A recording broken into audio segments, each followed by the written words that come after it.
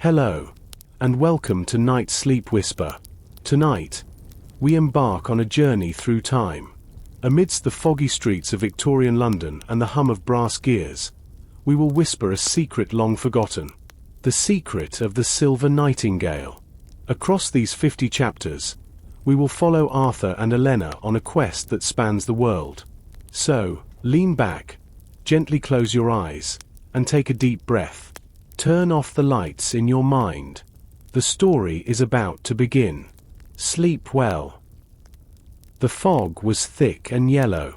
It covered the streets of London like a heavy blanket. Arthur stood by the window of his small office. He could not see the street below clearly. He could only see the dim glow of the gas lamps. The air inside the room was cold. Arthur rubbed his hands together to stay warm. He was a tall man with grey hair and kind eyes. He was a private investigator. Usually, his days were full of work, but today was very quiet. He walked to his desk and sat down. There were many papers and old books on the desk. He picked up a small magnifying glass and cleaned it with a soft cloth. He liked his office. It smelled like old paper and dried tea leaves. He looked at the clock on the wall. It was almost 8 o'clock in the evening. He thought about going home. He wanted a hot bowl of soup and a warm bed. He began to put his papers away in a drawer. Suddenly, the door to his office opened. A woman stood in the doorway. She was tall and wore a long, dark blue coat. She had a hat with a black veil, but Arthur could see her face. She looked very tired and very worried. Her hands were shaking. She did not say anything at first. She just looked at Arthur with wide, dark eyes. She seemed to be catching her breath after climbing the stairs. "Please, come in," Arthur said. He stood up and pointed to a comfortable wooden chair near the desk. "Sit down. It is very cold outside. Would you like some water?" The woman walked into the room. Her shoes made a light sound on the wooden floor. She sat down and looked at the fire in the small stove. She took off her gloves slowly. Arthur noticed that her hands were pale. "Thank you, sir," she said. Her voice was soft but steady. "My name is Elena. I do not know where to go. People told me you are a good man. They said you help people with difficult problems. I have a problem that the police will not understand." Arthur sat down across from her. He looked at her closely.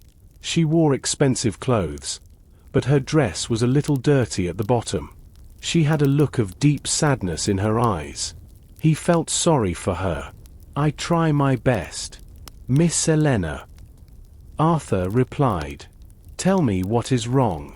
Why are you here so late on such a foggy night?"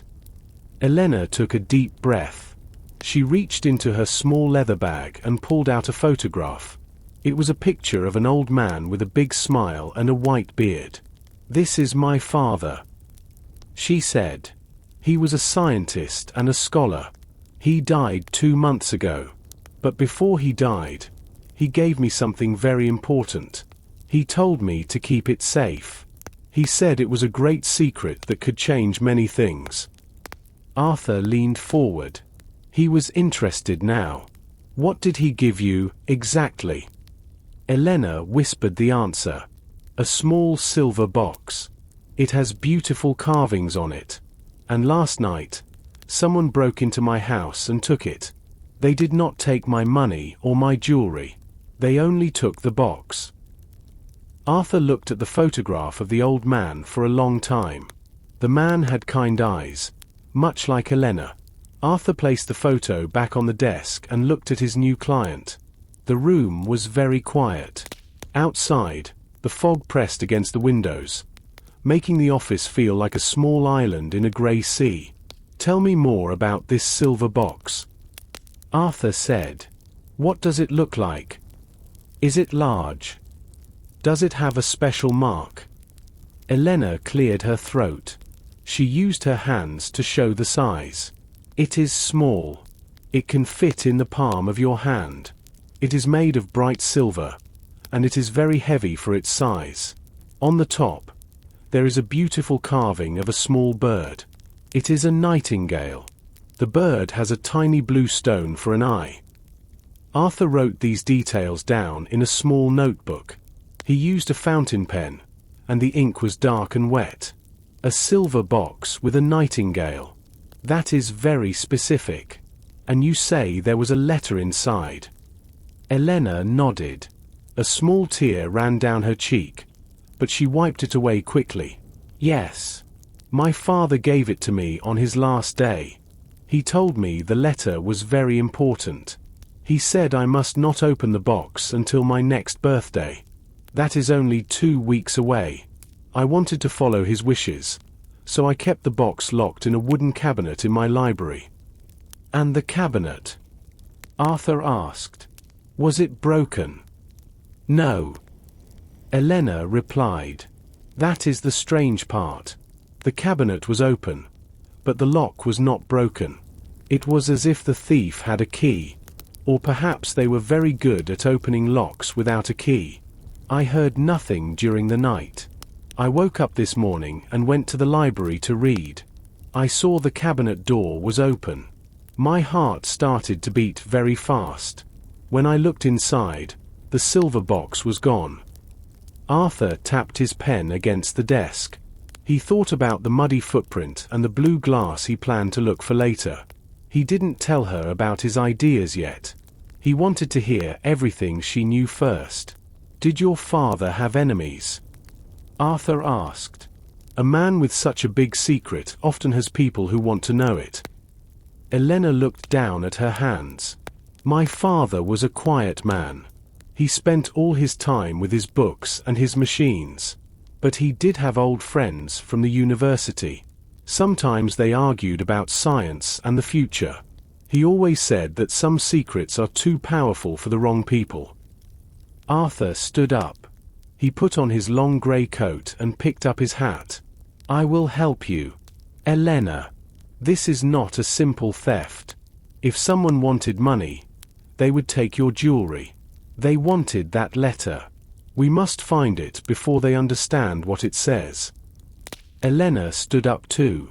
She looked a little more hopeful. Thank you, Mr. Arthur. When can we start? We start now. Arthur said firmly. Take me to your house. I want to see the library. I want to see where the thief entered. We must find a trail before the fog hides everything. The carriage moved slowly through the streets of London. The sound of the horses' hooves was steady on the wet stones. Arthur and Elena sat in silence. Elena looked out the window at the dark buildings passing by. Arthur thought about the silver box. He wondered why a scientist would hide a letter in such a beautiful object. He also wondered who would want to steal it so badly. They arrived at a large house in a quiet part of the city. The house was tall and made of dark brick. There were iron fences around a small, neat garden. Arthur helped Elena out of the carriage. They walked up the stone steps to the front door. Elena opened the heavy door with a large iron key. Inside, the house was very grand, but it felt very cold and empty. The library is this way, Elena said. She led him down a long hallway. There were paintings of serious men on the walls. Their eyes seemed to follow Arthur as he walked. The library was a beautiful room. It had tall wooden shelves filled with thousands of books. The smell of old paper and leather was very strong. There was a large desk in the middle of the room and a soft green carpet on the floor. Near the window, there was a wooden cabinet. The door of the cabinet was open, just as Elena had described. Arthur did not go to the cabinet first. Instead, he walked to the large window. He looked at the lock. It was not broken. He opened the window and looked at the garden below. Then, he looked at the floor near the window. He saw something dark on the green carpet.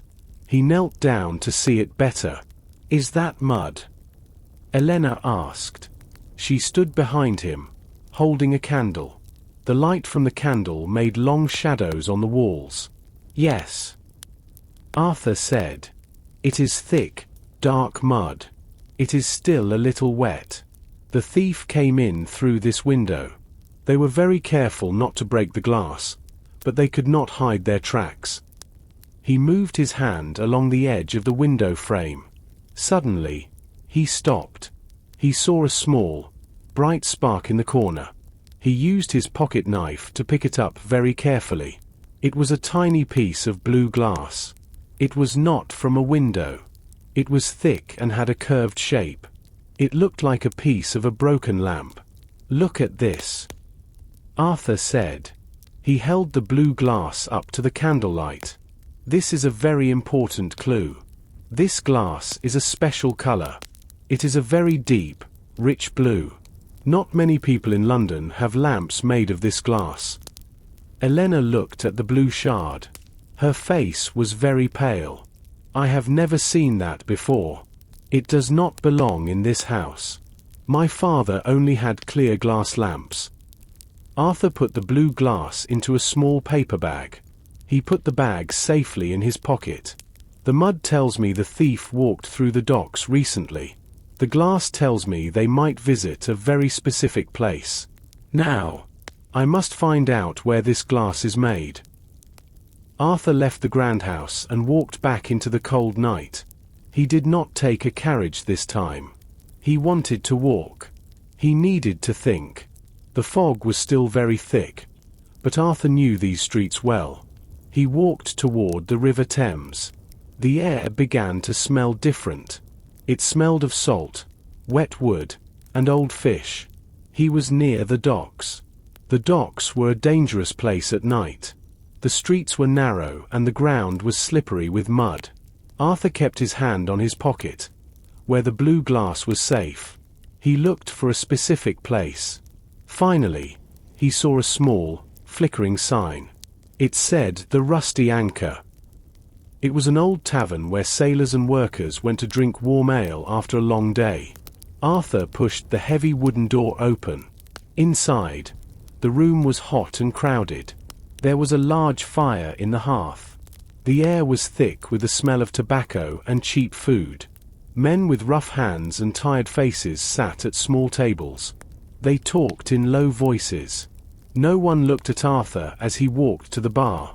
The bartender was a large man with a red face and a very clean white apron. His name was Barnaby. He was cleaning a glass with a dirty cloth. He looked at Arthur and nodded. "Good evening, Arthur," Barnaby said. "You look like a man with a question. What can I get for you?" "Just some tea, Barnaby," Arthur replied. He waited until the bartender brought the cup. Then, Arthur leaned forward. "I am looking for information. I found something today, and I think it came from near here." Arthur carefully pulled the small paper bag from his pocket. He took out the piece of blue glass and placed it on the wooden bar. The blue color was very bright under the tavern lamps. Barnaby stopped cleaning his glass. He picked up the blue shard and held it near a candle. "This is strange glass," Barnaby whispered. "It is very thick. It is not from a bottle or a window." "Do you recognize the color?" Arthur asked. Barnaby nodded slowly. "I do. There is a man who comes here sometimes. He is a tall man, very thin. He always wears a fine coat, but his boots are always covered in dock mud. He carries a small lamp made of this exact blue glass. He says the blue light helps him see better in the fog." Arthur felt a spark of excitement. "Do you know his name? Or where he goes?" Barnaby shook his head. "I do not know his name. He does not talk to anyone. But he always walks toward the east docks when he leaves. He goes to the old buildings where the big ships arrive." Arthur thanked Barnaby and paid for his tea. He left the warm tavern and stepped back into the cold. He now had a direction. He knew what the thief looked like, and he knew where the thief went. But as he turned the corner, he heard a footstep behind him. He stopped. The street was silent, but he felt a pair of eyes watching him from the dark. Arthur walked faster. The fog was like a thick wall now. He could not see the end of the street. He heard the sound of boots on the wet stones again. The sound was soft, but it was definitely there. When Arthur stopped, the sound stopped. When Arthur walked, the sound followed him. Arthur felt his heart beat faster in his chest. He was not a young man anymore, but he was still strong and very smart. He knew he had to be careful. He did not look back. If he looked back, the person would know that Arthur was aware of them. He turned into a narrow alleyway. The walls of the buildings were high and made of dark, cold brick. The air here was damp and smelled of old rain. I must find a place to hide, Arthur thought. He saw an old wooden door in the side of a warehouse. The door was slightly open. He stepped inside quickly and pulled the door almost closed. He stood in the deep dark of the warehouse. He held his breath. He listened very carefully to the street outside. The footsteps came closer. They were slow and very careful. A long shadow appeared on the wet ground outside the door. The person was tall and thin. They stopped right in front of the warehouse door. Arthur could see a small part of the person's coat through the gap. It was a long, black coat made of heavy wool. The person stood there for a long time. They seemed to be looking for someone in the fog. Suddenly, a faint blue light appeared. It was small and dim, but the color was very bright in the grey night. The light moved across the ground and hit the bottom of the warehouse door. Arthur's eyes went wide. He remembered the piece of blue glass in his pocket. This was the man with the blue lamp. Arthur wanted to jump out and grab the man, but he stayed still. He was alone, and the man might be dangerous. He decided to wait and watch. The man in the black coat did not open the door. He turned and walked away toward the river. His footsteps became quieter and quieter until they disappeared. Arthur waited for 2 more minutes in the silence. Then, he stepped out of the warehouse.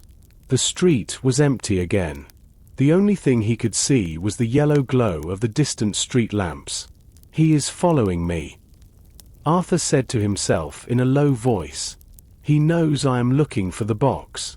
This mystery is more dangerous than I thought." He decided he could not go home yet. He needed to talk to his old friend, Thomas the watchmaker. Thomas was very clever with glass and metal. He was the only person who could tell him more about that blue light. Arthur walked in the opposite direction of the river. He stayed close to the walls of the buildings. He was very careful now. Every shadow looked like a person. Every movement in the fog made him turn his head. Arthur walked through the quiet streets until he reached a small shop. The shop was in a narrow building with a very low door. Above the door, there was a sign with a picture of a gold watch. This was the home and workshop of Thomas, the best watchmaker in London. Arthur knocked on the door. He waited for a moment. Then, he heard the sound of several locks turning. The door opened just a few inches. A small man with very thick glasses looked out. He had white hair that stood up in every direction. His hands were covered in oil and dust. When he saw Arthur, he smiled and opened the door wider. "Arthur, my old friend," Thomas said. "It is very late. Why are you out in this terrible fog? Come in. Come in quickly. The cold air is bad for my clocks." Arthur stepped into the shop. It was a very crowded place. There were clocks of all sizes on the walls. Some were tall and made of dark wood. Others were small and made of bright brass. The room was filled with the rhythmic sound of 100 different clocks working at the same time. The air smelled of oil, metal, and old wood. "I need your help, Thomas," Arthur said. He sat on a small stool near a workbench. The workbench was covered in tiny gears, springs, and very small tools. Thomas sat down and put a magnifying glass over his eye. "What is it? Did you break your watch again?" I told you. You must be careful when you are chasing criminals. No, it is not my watch, Arthur replied. He took the small paper bag from his pocket. He carefully placed the piece of blue glass on the workbench. I found this at a crime scene. It is from a lamp. Do you know where it comes from? Thomas picked up the blue glass with a pair of silver tweezers. He held it close to a bright lamp on his desk. He looked at it for a long time. His face became very serious. He moved the glass around to see how the light passed through it. This is not ordinary glass, Arthur. Thomas whispered. This is cobalt glass. It is very expensive and very hard to make. Only one person in this city buys lamps with this kind of glass. Arthur leaned forward. Who is it? Thomas. Thomas looked at the door to make sure it was locked. He seemed nervous. It belongs to Lord Byron. He is a very wealthy and powerful man.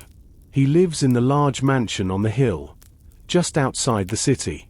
He has a collection of rare things. He has these blue lamps in every room of his house. People say the blue light helps him study his secret books. Arthur took the glass back. Lord Byron. I know that name. He is a very important man in the government. Why would he want a small silver box from a scientist? I do not know, Thomas said. But be careful, Arthur. Lord Byron is not a man you want to make angry. He has many friends in high places, and he has many secrets. Arthur thanked his friend and stood up. He had a name now. He had a destination. He knew he had to visit the mansion on the hill. Arthur hired a carriage to take him away from the center of London. The horses worked hard to pull the heavy carriage up the long hill. As they climbed higher, the fog became thinner. Arthur looked out the window. He could see the lights of the city far below. They looked like small yellow stars.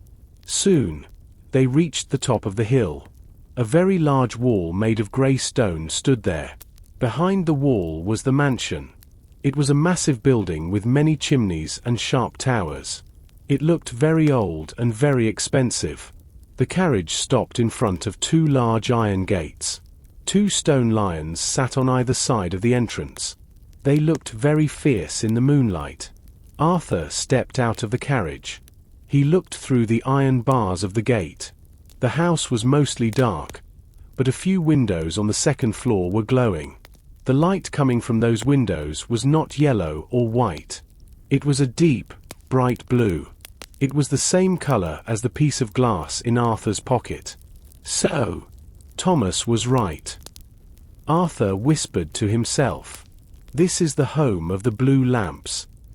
A small door in the wall opened. A man walked out.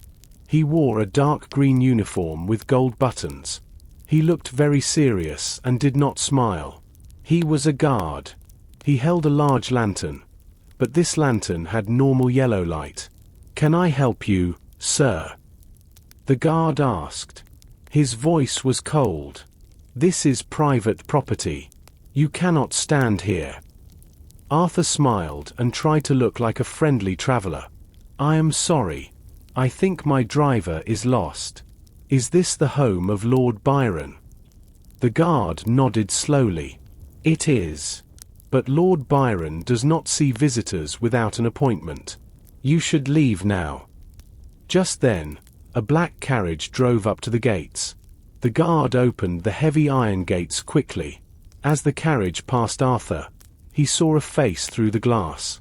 It was the tall, thin man from the warehouse. He was wearing the same black coat. The man did not see Arthur, but he looked very busy. He was holding a small silver object in his hands. Arthur felt a jolt of excitement. Was that the silver box? He had to get inside that house. He watched the carriage drive up the long path to the front door of the mansion. The guard looked at Arthur again, even more sternly this time. I said, you must leave. The guard repeated. Arthur tipped his hat. Of course. My apologies. We will be on our way." Arthur got back into his carriage. As they drove away, he looked back at the mansion. He knew he could not break in. There were too many guards and the walls were too high. He needed a better plan. He needed to be invited. He thought about the important people he knew in London. He needed a way to become a guest at Lord Byron's table. The next morning, the sun did not shine. The fog was still there, but it was thinner and white. Arthur sat at his desk and looked at the blue glass once more. He knew he could not wait. He had to enter Lord Byron's mansion, but he could not go as a detective. He needed a new name and a new reason to be there. Arthur stood up and walked to a large wooden trunk in the corner of his office. He opened it. Inside, there were many different clothes. He had hats, coats, and glasses for many different roles. He pulled out a suit made of very fine, dark grey wool. It was the suit of a wealthy businessman. He also found a silk hat that looked very expensive. "Today, I am Mr. Arthur Sterling," he said to himself. "I am a successful merchant who has just returned from the East. I am looking for new machines to buy." He left his office and walked to a small shop nearby. The shop belonged to his friend, Mr. Finch. Mr. Finch was a printer. He had a large machine that made loud noises as it pressed ink onto paper. The shop smelled strongly of fresh ink and chemicals. "Good morning, Finch," Arthur said. "I need a special favor. I need business cards for Mr. Arthur Sterling. They must look very grand. Use the best paper and gold ink." Finch looked at Arthur's fine suit and smiled. "A new case. Arthur, give me 1 hour. I will make the most beautiful cards in London." While he waited, Arthur went to a local cafe. He bought a newspaper and read about Lord Byron. The newspaper said that Lord Byron was hosting a grand dinner party on Friday night. The party was for men of progress, scientists, inventors, and wealthy investors. This was the perfect chance. Arthur returned to the print shop and collected his cards. They were perfect. The gold letters sparkled in the light. Next, he went to his desk and wrote a letter on expensive paper. He wrote to Lord Byron. He said that he was a merchant interested in investing a large amount of money in new technology. He mentioned that he had heard of Lord Byron's wonderful work with light and energy. He sent the letter and the card by a fast messenger. Then, he waited. 2 days passed. Arthur stayed in his office. He felt nervous. Every time he heard a knock at the door, he jumped. Finally, on Thursday afternoon, a messenger in a blue uniform arrived. He handed Arthur a thick, cream-colored envelope.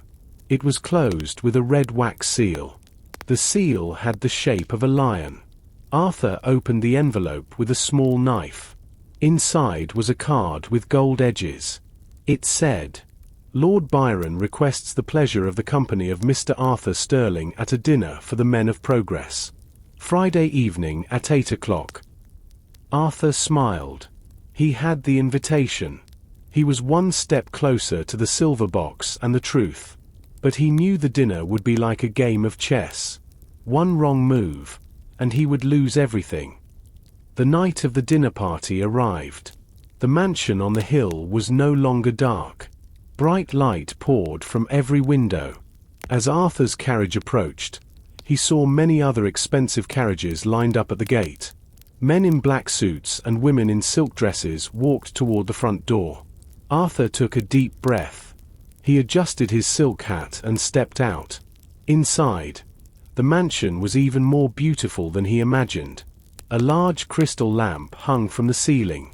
The floor was made of white marble that shone like ice. A servant took Arthur's coat and hat. "This way, Mr. Sterling," the servant said. Arthur followed him into a massive dining room.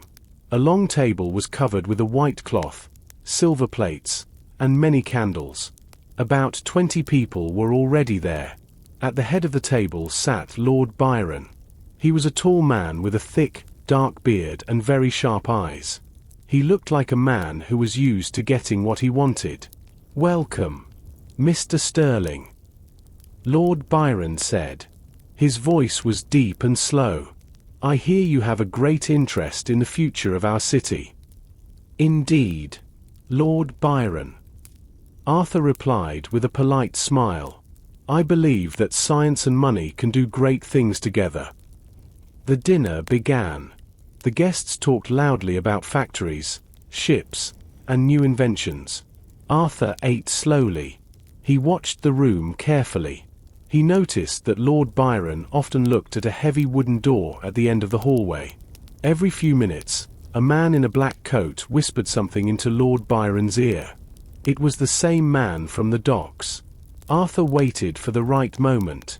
When the servants began to bring the dessert, the guests started to laugh and tell stories. Arthur turned to the man sitting next to him. "The room is a bit warm, is it not? I think I will step out for a moment to find a glass of water." He stood up and walked calmly out of the dining room. He did not go to the kitchen. Instead, he turned left and moved toward the library. He remembered the way from his conversation with Elena. The hallway was empty. He could hear the distant sound of the party, but it was faint. He pushed the library door open. The room was silent and dark. The only light came from the moon outside and a single blue lamp on the desk. The room smelled of old books and something metallic. Arthur moved quickly. He went straight to the large wooden desk in the center. He looked for the silver box, but it was not on top of the desk. He checked the shelves and the cabinet where Elena's father's box used to be. It was empty. Then, he noticed a small, silver handle near the bottom of the desk. It was a secret drawer. He pulled it, but it did not move. It was locked. He looked closer and saw a very small hole for a key. It was shaped like a bird. Arthur stared at the small hole in the desk. It was shaped exactly like the nightingale on the silver box Elena had described. He felt a mix of excitement and fear. He knew the box was inside this desk. He reached into his pocket and pulled out a small set of tools. As a private investigator, he knew how to open many types of locks. However, this lock was very small and very complex. It was not a normal lock for a desk. It was made by a master. "I must be quick," Arthur whispered to himself. The blue light from the lamp made his hands look strange. He picked up a thin piece of metal and placed it into the hole. He moved it carefully. He felt the gears inside the wood. They were tiny and delicate. He turned the metal tool slowly. He heard a soft metallic noise inside the desk. The drawer moved a little bit. Suddenly, Arthur stopped. He froze. He heard a sound from the hallway. It was the sound of heavy boots on the marble floor. The footsteps were coming toward the library. They were not the light footsteps of a servant.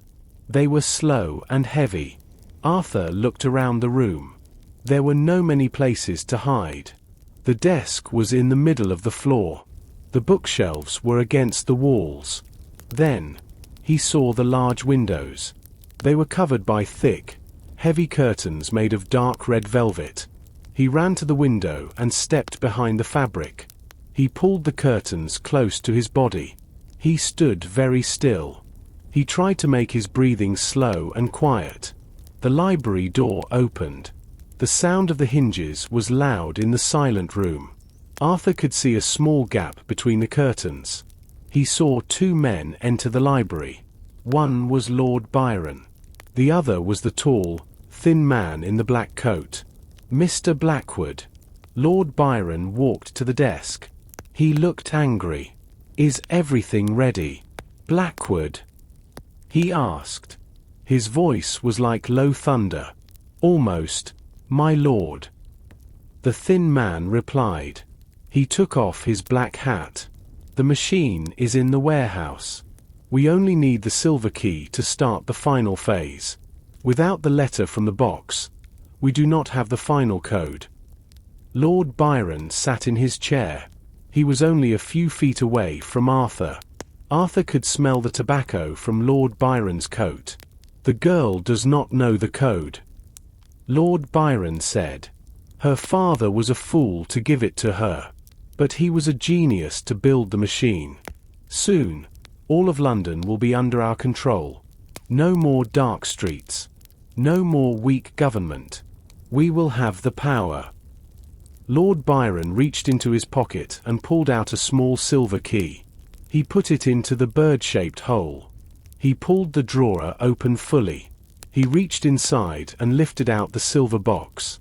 The nightingale on top sparkled under the blue lamp. Arthur's heart was pounding against his ribs. He had found the box, but he was trapped. If the men moved the curtains, they would find him. He watched as Lord Byron opened the silver box with a small tool. He saw a piece of yellow paper inside. Arthur stayed perfectly still behind the heavy red curtain. He did not move a single muscle. His heart was beating very fast, and the sound of it felt loud in his ears. Through a small gap in the fabric, he watched Lord Byron and Mr. Blackwood. The blue light from the lamp made their faces look cold and pale. Lord Byron held the piece of yellow paper from the silver box. He looked at it with a dark smile. "The code is here, Blackwood," he said in a low voice. "It is exactly what we needed." Elena's father was a genius, but he was too afraid to use his own invention. He wanted to hide this power. Now, it belongs to us. Mr. Blackwood leaned closer to the desk. "And the machine? Is it ready in the warehouse by the river?" "Yes," Lord Byron replied. He put the paper back into the silver box and closed the lid. The box shut. "The silver box is the key. Tomorrow night, we will take it to the warehouse. When the clock strikes midnight, the city of London will change forever. We will control the energy. We will control the people." Suddenly, Lord Byron stopped talking. He turned his head and looked toward the large window. Arthur felt a cold shiver go down his spine. Had he made a sound? Had Lord Byron seen the curtain move? "What is it, my lord?" Mr. Blackwood asked. "I thought I heard something," Lord Byron whispered. He stood up slowly. His boots made a rhythmic sound on the wooden floor as he walked toward the window. Arthur closed his eyes. He pressed his back against the cold glass of the window. He prayed that the shadows were dark enough to hide him. He could hear Lord Byron's breathing on the other side of the velvet fabric. The man was only inches away. Arthur held his breath until his lungs felt like they would burst. "It is only the wind, my lord," Mr. Blackwood said from the desk. "The fog is heavy tonight. It makes many strange sounds against the old glass." Lord Byron stood by the curtain for a long moment. Finally, he turned away. "Perhaps you are right. We have much work to do. Let us return to our guests. We must not make them suspicious. Mr. Sterling, that merchant, is still in the dining room. I want to watch him closely." Arthur heard the two men walk toward the door. The heavy library door opened and then closed with a firm sound. The room became silent again. Arthur waited for a full minute, counting every second in his head. Then, he slowly stepped out from behind the curtain. He was shaking a little, but he was safe. He looked at the desk.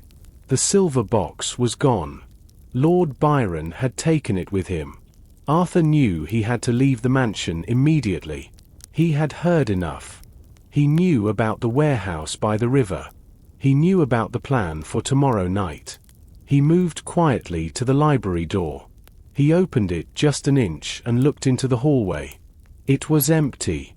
He walked quickly toward the front door of the mansion. He did not go back to the dining room. He found his coat and hat and walked out into the cold, grey night. He did not wait for his carriage. He started to walk down the hill, disappearing into the thick London fog. Arthur did not go straight to the road. He moved through the garden with great care. He stayed in the dark shadows of the tall trees. The air was very cold now, and his breath made small white clouds in the night. He saw the carriage house at the back of the mansion property. The large wooden doors were open. There was a lantern hanging on the wall. The light was yellow and dim. Lord Byron and Mr. Blackwood were there. They stood next to a large, black carriage.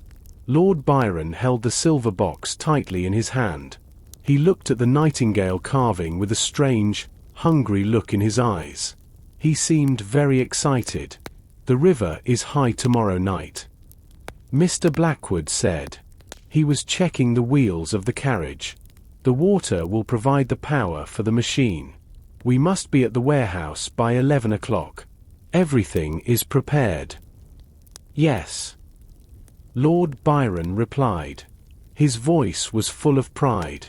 "The silver key is ready. It is a beautiful piece of work. Elena's father was a genius.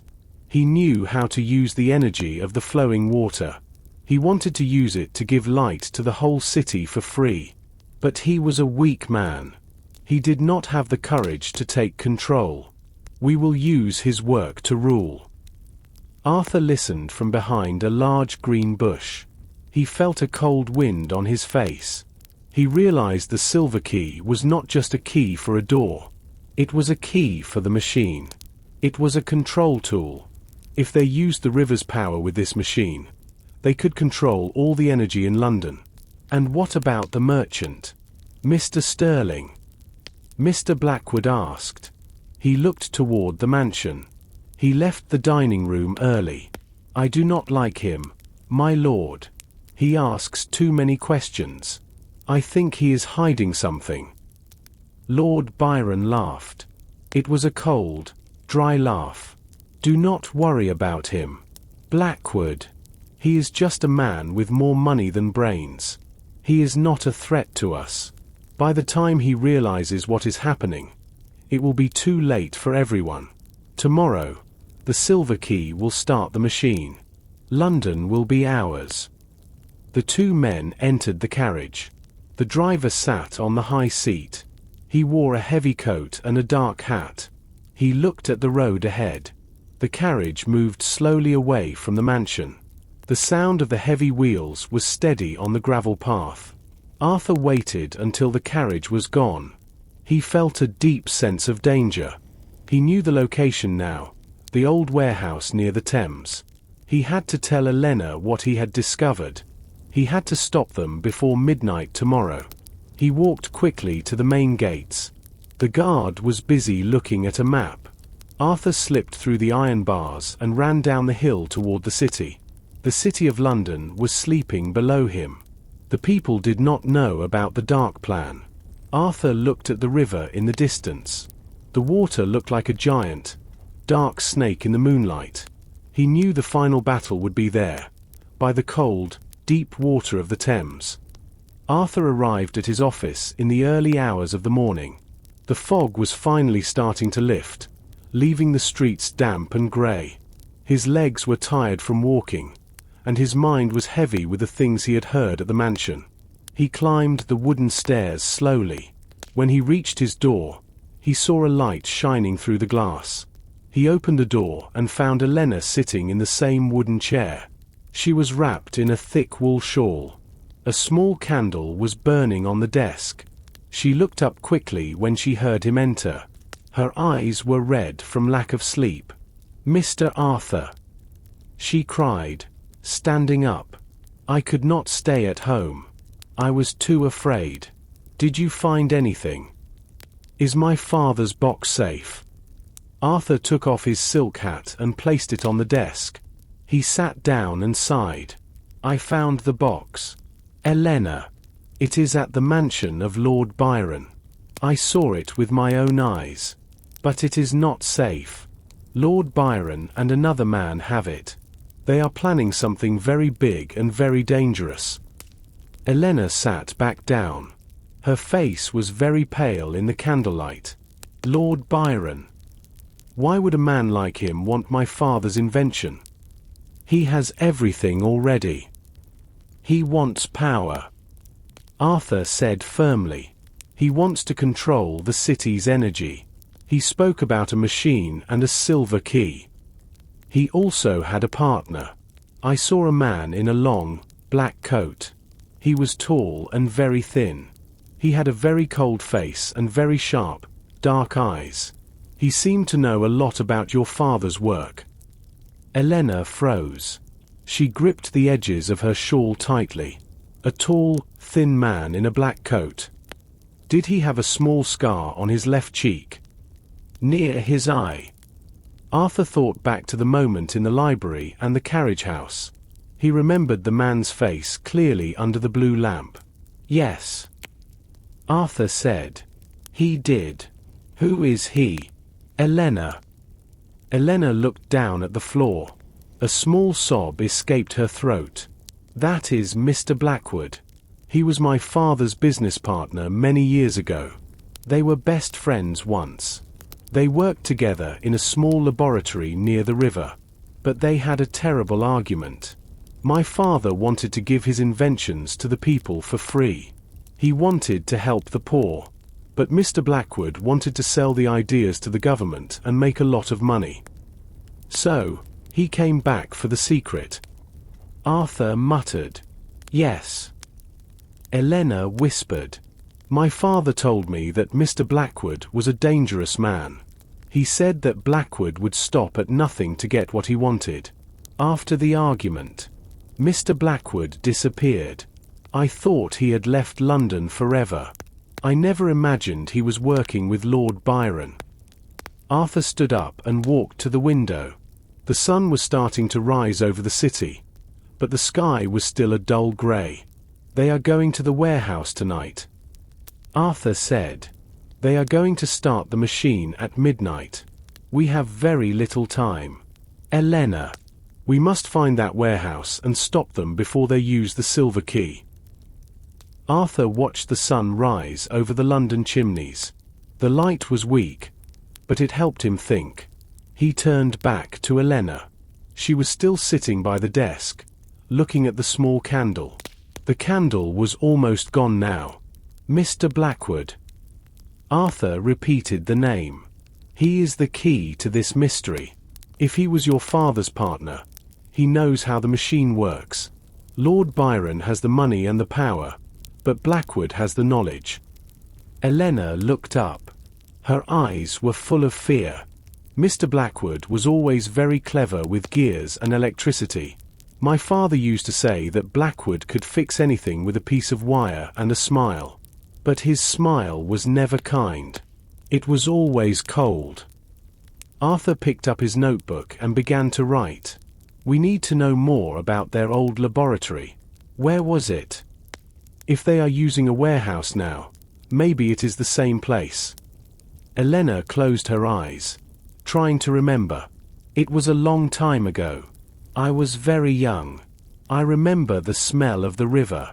It was a dark building near the Tower of London. My father called it the Iron Nest. It was near a place where they repair old boats. The Iron Nest. Arthur whispered. He knew that part of the river. It was full of old buildings and narrow paths. That is a perfect place for a secret. No one goes there at night because it is too dark and dangerous. Arthur looked at Elena. You must stay here. Elena. It is not safe for you to come with me. I am going to find this iron nest. I need to see what they are building before the sun goes down again. No. Elena stood up quickly. Her face was determined. I want to help. My father died to protect this secret. I cannot sit here and wait while you risk your life. I know the way to the old laboratory.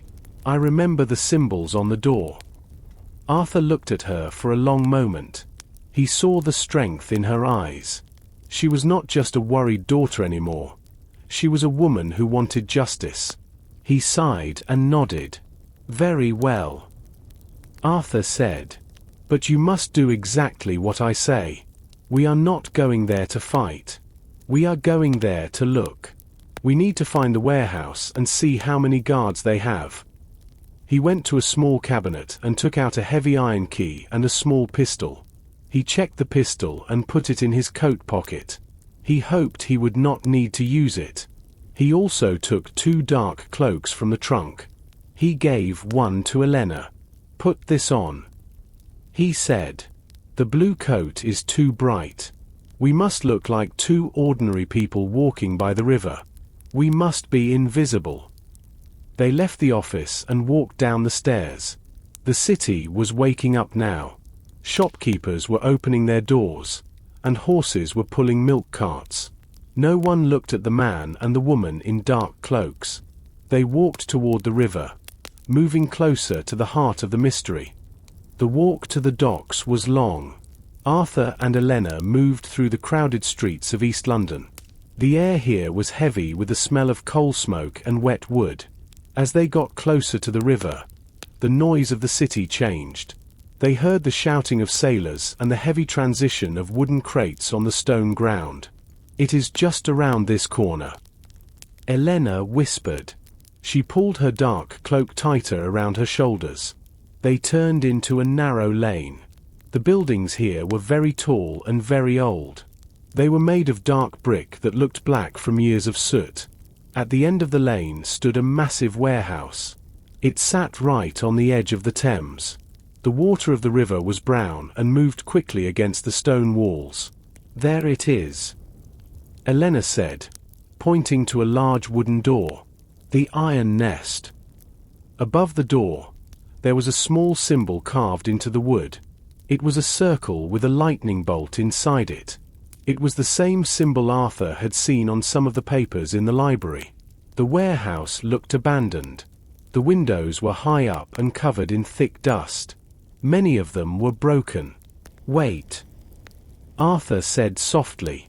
He pulled Elena behind a stack of empty barrels. "Look at the ground."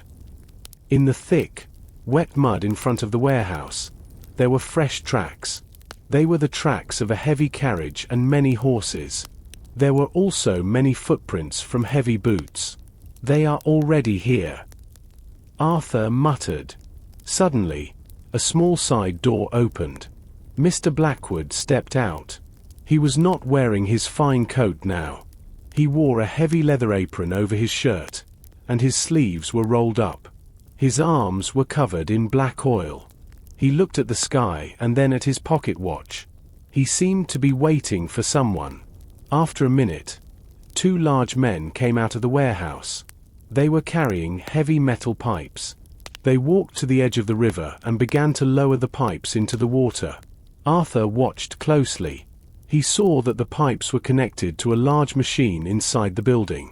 He could see a faint glow of blue light coming from the open door. "They are connecting the machine to the river," Arthur whispered to Elena. "Your father was right. They are going to use the water to create the power. We must go inside," Elena said. Her voice was shaking, but her eyes were brave. "We need to see the machine. We need to know if we can stop it." Arthur looked at the warehouse.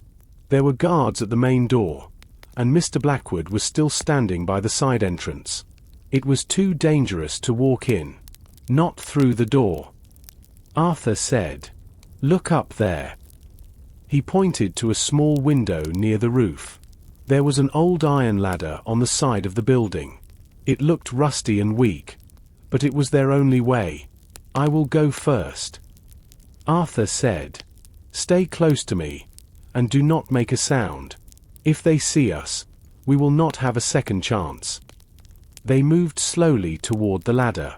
The sound of the river was loud, which helped hide the sound of their footsteps. Arthur put his hand on the cold iron of the ladder. He began to climb. Arthur reached the top of the iron ladder. His hands were red from the cold metal. He looked down at Elena. She was halfway up. She was moving slowly, but she did not look back. Arthur turned to the small window. The glass was so dirty that he could not see through it.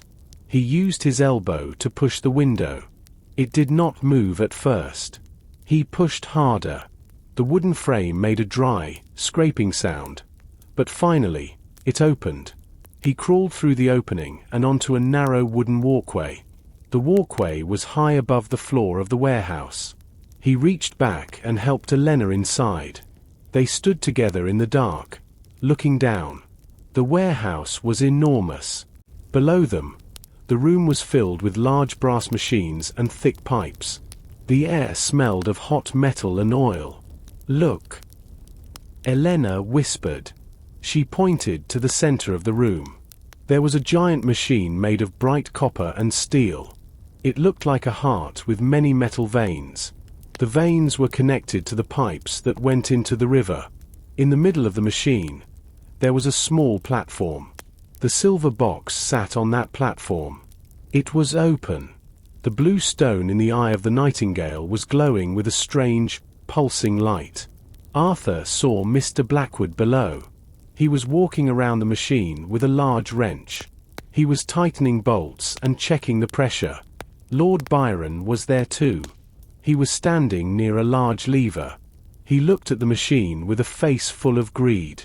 "Is the silver key working, Blackwood?" Lord Byron asked. His voice echoed in the large space. "Yes, my lord," Blackwood replied. "The code from the letter is inside the box now. The box acts as the brain for the machine. It tells the energy where to go. When the river water turns the wheels below, the power will flow into this room. Then, we will send it through the wires to the city." Arthur looked around the walkway. He saw a small door at the end of the wooden path. It was hidden behind a stack of old canvas bags. He touched Elena's arm and pointed to the door. They moved quietly along the walkway. Every time the wood made a soft noise under their feet, they stopped and waited. They reached the small door. Arthur opened it slowly. Behind the door was a narrow stone staircase that went down into the dark. It did not go to the main floor. It went into the ground. "Where does this go?" Elena asked in a very low voice. "I think it leads to the tunnels below the building," Arthur said. "Your father probably used them to move parts of the machine secretly. We can use them to get closer to the center without being seen." They began to walk down the stairs. The air became even colder and very damp. Arthur could hear the sound of the River Thames. It was a deep, low rushing sound. The water was very close. They reached the bottom and found themselves in a long, dark tunnel made of grey brick. The walls were wet, and the floor had several inches of cold water. Arthur held his small lantern low. He saw a metal door at the end of the tunnel. On the door, there was a heavy iron lock. But next to the lock, there was a small hole in the shape of a bird. Arthur and Elena stood in the narrow tunnel. The water was cold around their boots. Above them, they could still hear the heavy movements of the machine. But down here, the main sound was the river. It was a loud, rushing sound that vibrated through the stone walls. The Thames was just on the other side of the brick. The bird-shaped hole again. Elena whispered. She touched the metal door. "This is the entrance to my father's private workshop. He used to stay here for days. He told me it was the only place where he could think clearly." Arthur looked at the lock. "Lord Byron has the silver key. We cannot open this door without it." "Wait," Elena said. She reached into her pocket. She pulled out a small silver necklace. On the end of the chain was a tiny silver charm. It was a nightingale, exactly like the one on the box, but much smaller. "My father gave me this for my 16th birthday. He said it was a symbol of our family. I never knew it was a tool." She placed the small charm into the bird-shaped hole. It fit perfectly. She turned it to the right. A heavy clicking sound echoed in the tunnel. The iron door moved open slowly. Inside the room, the air was dry and smelled of old books. There were no blue lamps here. Instead, there were many candles on a long wooden table. Arthur saw blueprints and drawings covering every wall. In the center of the room, a smaller version of the big machine stood on a pedestal. It was made of gold and brass. "This is the heart of the invention," Arthur said, looking at the drawings. "Look at this map, Elena. It shows the tunnels and the pipes. Your father was not just making light. He was building a way to connect every house in London to the power of the river." Elena walked to the table. She picked up a small leather book. "This is his diary. He wrote about the dangers. He knew that if the machine was not balanced correctly, it could cause a great explosion. He was afraid that someone would use it for war." Arthur listened to the sound of the water. It was getting louder. He looked at a large gauge on the wall. The needle was moving into the red zone. "The tide is rising," Arthur said. "The river is getting stronger. Lord Byron is starting the machine upstairs. The pressure is building. If we do not stop the flow of water, this whole warehouse will be destroyed." Suddenly, they heard a loud noise from the tunnel behind them. It was the sound of heavy splashing. "Someone is coming," Arthur said. He blew out the candles. The room became dark. He pulled Elena behind a large metal cabinet. Through the dark, they saw a light approaching from the tunnel. It was the dim, cold glow of a blue lamp. Arthur and Elena stayed very quiet behind the metal cabinet. The blue light from the tunnel grew brighter.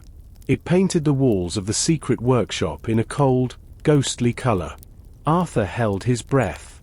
He could hear the water splashing as someone walked through the tunnel. The person stepped into the room. It was Mr. Blackwood. He was alone. He held a blue glass lantern in one hand and a heavy iron wrench in the other. He looked around the workshop with a look of deep hatred. He walked to the center table and began to push the papers onto the floor. "Stupid old man," Blackwood hissed. "You thought you could hide the true power from me. You were always too soft." He began to search the drawers of the wooden table. He was looking for something specific. He pulled out several maps and threw them aside. Then, he found a small wooden box at the back of a drawer. He opened it and pulled out a torn piece of a map. He looked at it and laughed. "The park," he whispered. "The hidden connection is in the park. I do not need your diary anymore, old friend." Blackwood put the piece of map into his pocket and turned to leave. He did not notice Arthur or Elena. He walked back into the tunnel, and the blue light slowly faded away. The room returned to darkness. Arthur waited for the sound of the splashing to stop before he moved. He found a map of the park. Arthur said, standing up. He picked up one of the candles and lit it. The workshop was a mess. Elena knelt down and began to pick up the papers. "The park. Why would my father hide something in a public park?" Arthur looked at the papers Blackwood had ignored. He found the other half of the map on the floor. It was a drawing of a local park near the center of the city. He placed it on the table. "Look at this. Your father did not just use the river. He used the natural hills and the underground springs of the park to balance the pressure. Without the connection in the park, the machine upstairs is like a bomb."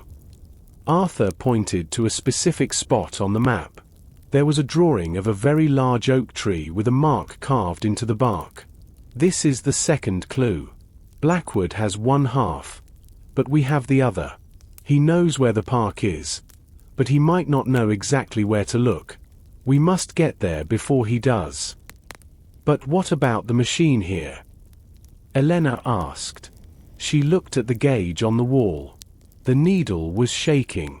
The sound of the river was now a loud roar. "We cannot stop it from here," Arthur said. "The controls are upstairs with Lord Byron. Our only hope is to find the connection in the park. If we can open the safety valve there, the pressure will drop, and the machine will stop safely." He grabbed the diary and the piece of the map. "We must go. Elena. Every minute counts. If Blackwood finds that tree first, he will lock the safety valve forever, and Lord Byron will have his power. Arthur and Elena ran back through the cold, wet tunnel. The water was deeper now, reaching their knees. The rising tide of the Thames was pushing into the lower levels of the warehouse. They reached the stone staircase and climbed quickly, their breath coming in short, frozen gasps. Arthur pushed open the small door at the top of the stairs and stepped back onto the high wooden walkway. The warehouse was louder than before. The massive copper machine was spinning. It made a deep, low hum that Arthur could feel in his teeth. Below them, Lord Byron was shouting orders to his men. But Mr. Blackwood was nowhere to be seen. He had already left for the park. "We have to get out of here," Arthur whispered. He led Elena toward the window where they had entered. They reached the iron ladder outside. The wind was blowing hard, and the fog had returned. It was cold and grey. Arthur helped Elena down first. When his feet touched the muddy ground, he felt a sense of relief. But the relief did not last long. As they turned the corner of the warehouse to reach the street, a tall shadow stepped out from behind a stack of wooden crates. It was Mr. Blackwood. He was not at the park yet. He was waiting for them. He stood in the middle of the narrow lane. He was holding a heavy wooden cane with a silver handle. His face was twisted into a dark smile. In his other hand, he held the torn piece of the map. "I thought I heard voices in the workshop," Blackwood said. His voice was cold and sharp. "Mr. Sterling, the wealthy merchant.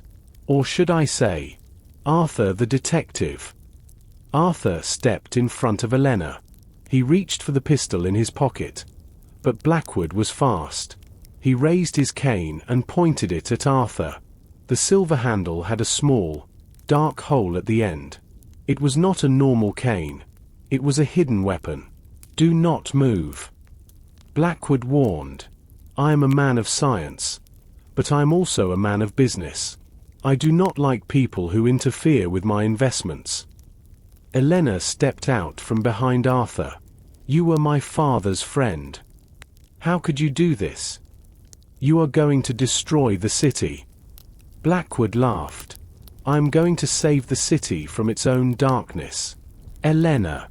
And I am going to be the man who sells them the light. Your father was a dreamer. He didn't understand that power is only useful when someone holds the reins." He looked at the piece of the map in Arthur's hand. "Give me the other half of the map, Arthur. I know it is in your pocket. I found the park, but your father was clever. The park is large, and I do not have time to dig up every tree." Arthur looked at the warehouse behind them.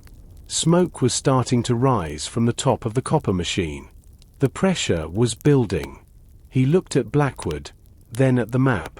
He knew he couldn't win a fight here. He needed to get to the park. "The map won't help you if the machine explodes first, Blackwood," Arthur said. "Look at the roof. The pressure is too high." Blackwood glanced at the warehouse for a split second. That was the moment Arthur needed. He grabbed Elena's hand and ran toward the main street. Arthur and Elena ran as fast as they could. The mud on the ground made the street very slippery. Behind them, they heard the heavy sound of Blackwood's boots. But Blackwood did not chase them far. He stopped at the end of the lane. He stood under a flickering gas lamp, his tall shadow stretching across the wet stones. "Run then, Arthur," Blackwood shouted. His voice was loud and full of a strange, cold calm. "Go to the park. See what your father built, Elena. But you cannot stop what is coming." Arthur did not look back until they reached the main road. He pulled Elena into the shadow of a closed bakery. They were both breathing hard. Elena's face was red from the cold air, and her eyes were wide with fear. Arthur checked his pocket. He still had the piece of the map and his friend's diary. Why did he stop? Elena whispered. She was leaning against the brick wall. He had a weapon. He could have taken the map. Arthur looked back toward the warehouse. He is confident. Elena. He thinks it is already too late. He knows that even if we have the map, finding the exact spot and opening the valve takes time. He is going back to Lord Byron to prepare the final stage. He looked at his pocket watch. It was 10 o'clock. We have 2 hours before midnight. We must get to the park. But we have to be careful. Blackwood gave us a warning, and in my experience, men like him do not give warnings for no reason. He has a trap waiting for us. What kind of trap? Elena asked. I do not know. Arthur replied. But the park is a large, open place. It is easy to see someone coming. We cannot just walk to the big oak tree. He led her toward a line of carriages near the docks. He found a driver who looked like he wanted to go home. Arthur showed him a gold coin. The driver's eyes lit up, and he opened the door immediately. To the Central Park. Arthur said. And drive fast. There is an extra coin if we arrive in 20 minutes. As the carriage moved away from the river, Arthur looked out the back window. He saw the warehouse one last time. A faint blue glow was rising from the chimneys, mixing with the grey fog. It looked beautiful, but Arthur knew it was the color of a great danger. The secret is dangerous for everyone. Blackwood had said. Arthur realized now that the danger was not just the machine. It was the greed of the men who wanted to use it. Lord Byron and Blackwood did not care if the machine exploded, as long as they could prove they owned the power. We are going to find that tree. Elena.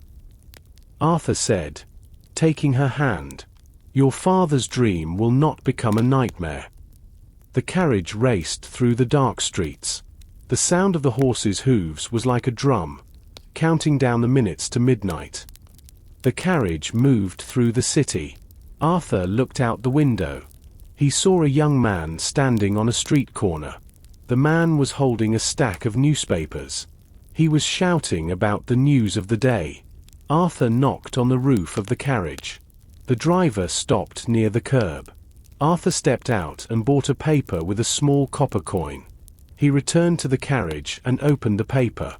The ink was still fresh and smelled strong. The large black letters on the front page caught his eye immediately. Look at this. Elena. Arthur said. He pointed to a story in the middle of the page. The headline said, Strange break-in at the City Museum. Arthur read the story quickly. Last night, a guard at the museum found a door open. He went inside to check the rooms. He found that a large golden statue of a lion had been moved. The statue was very heavy. It usually sat in the center of the Egyptian room. But someone had pushed it 3 feet to the left. Did they steal anything? Elena asked. She leaned over to look at the paper. No. Arthur replied. The story says nothing was stolen. The gold was still there. The jewels were still in their cases. The police are very confused. They think it was a joke by some students. Arthur shook his head. He knew it was not a joke. He looked at the map of the city in his mind. The museum was in a direct line between the warehouse by the river and the Central Park. He took out his own map and a pencil. He drew a straight line from the iron nest to the park. The line went exactly through the museum. This is not a joke. Elena. Arthur whispered. Your father's machine uses the ground itself to move energy. The museum is built on an old stone foundation. I think the energy from the machine is already moving through the earth. It moved the statue because the metal reacted to the power. Does that mean the machine is already working? Elena's voice was full of worry. It is starting. Arthur said. Lord Byron and Blackwood are testing the connection. They move a statue today. They control the city lights tomorrow. The museum break-in was the first sign of the power flowing through the hidden pipes. The carriage arrived at the edge of the park. The grass was covered in a light frost that sparkled like diamonds under the street lamps. The park was very quiet and very dark.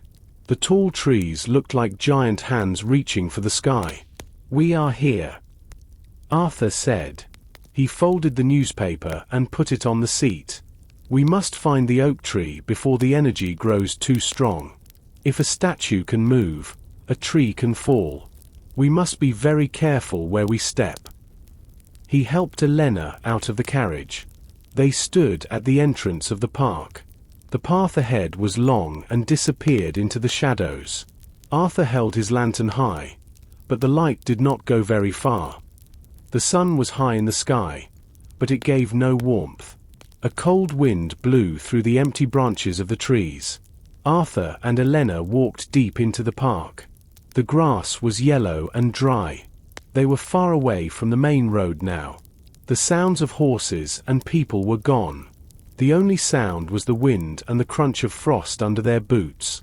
Arthur held the map in his hand. He looked at the drawing of the large oak tree. It should be near the old stone bridge, he said. He looked around. "Your father marked this spot because it is the highest point in the park." They walked up a small hill. At the top, they saw a massive tree. It was much larger than the others. Its trunk was thick and covered in deep, dark bark. Its branches stretched out like a giant umbrella. This was the great oak. It had stood here for hundreds of years. "There it is," Elena whispered. She ran toward the tree. Arthur followed her. He looked at the trunk of the tree. He moved his hand over the rough bark. He was looking for the mark from the map. Suddenly, his fingers felt something smooth.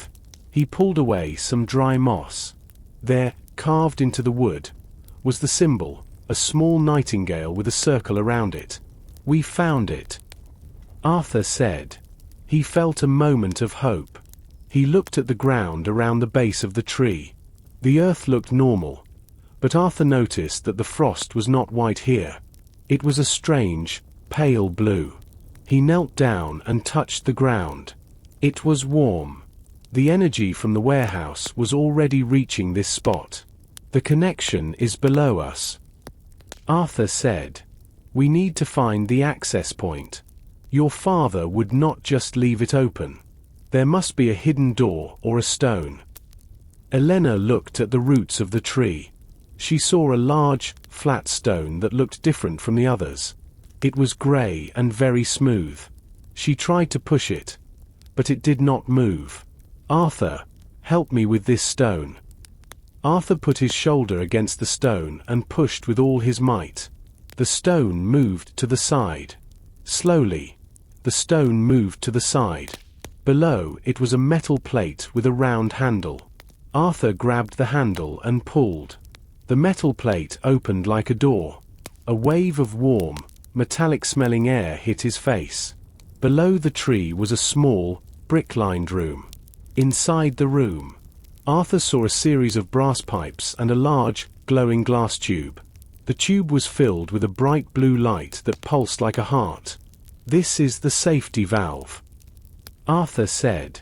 "If we turn the wheel here, the pressure will leave the system.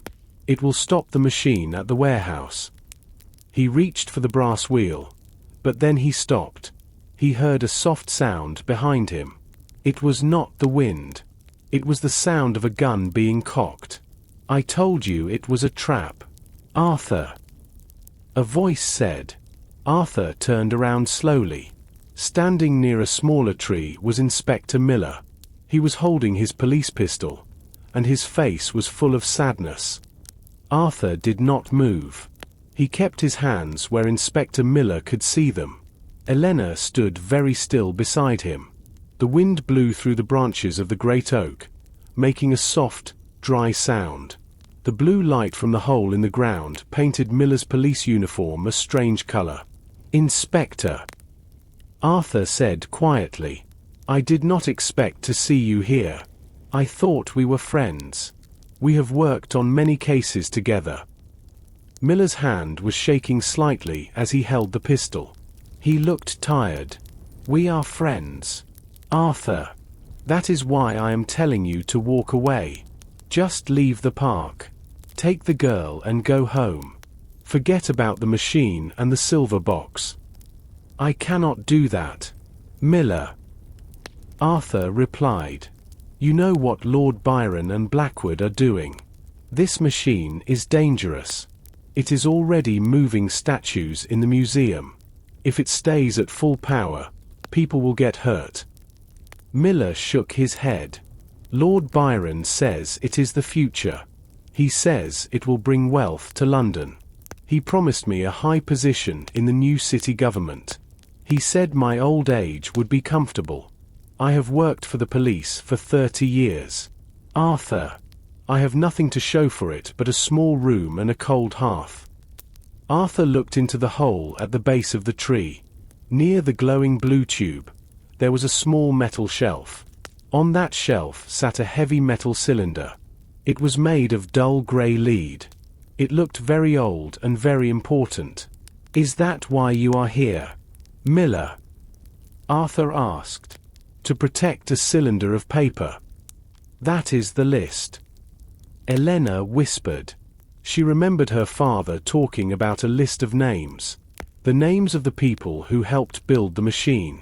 Some of them are very famous men.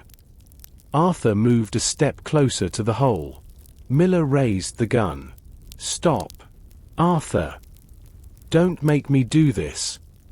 You won't shoot me, Miller," Arthur said with a calm voice. "You are a good man who made a bad choice.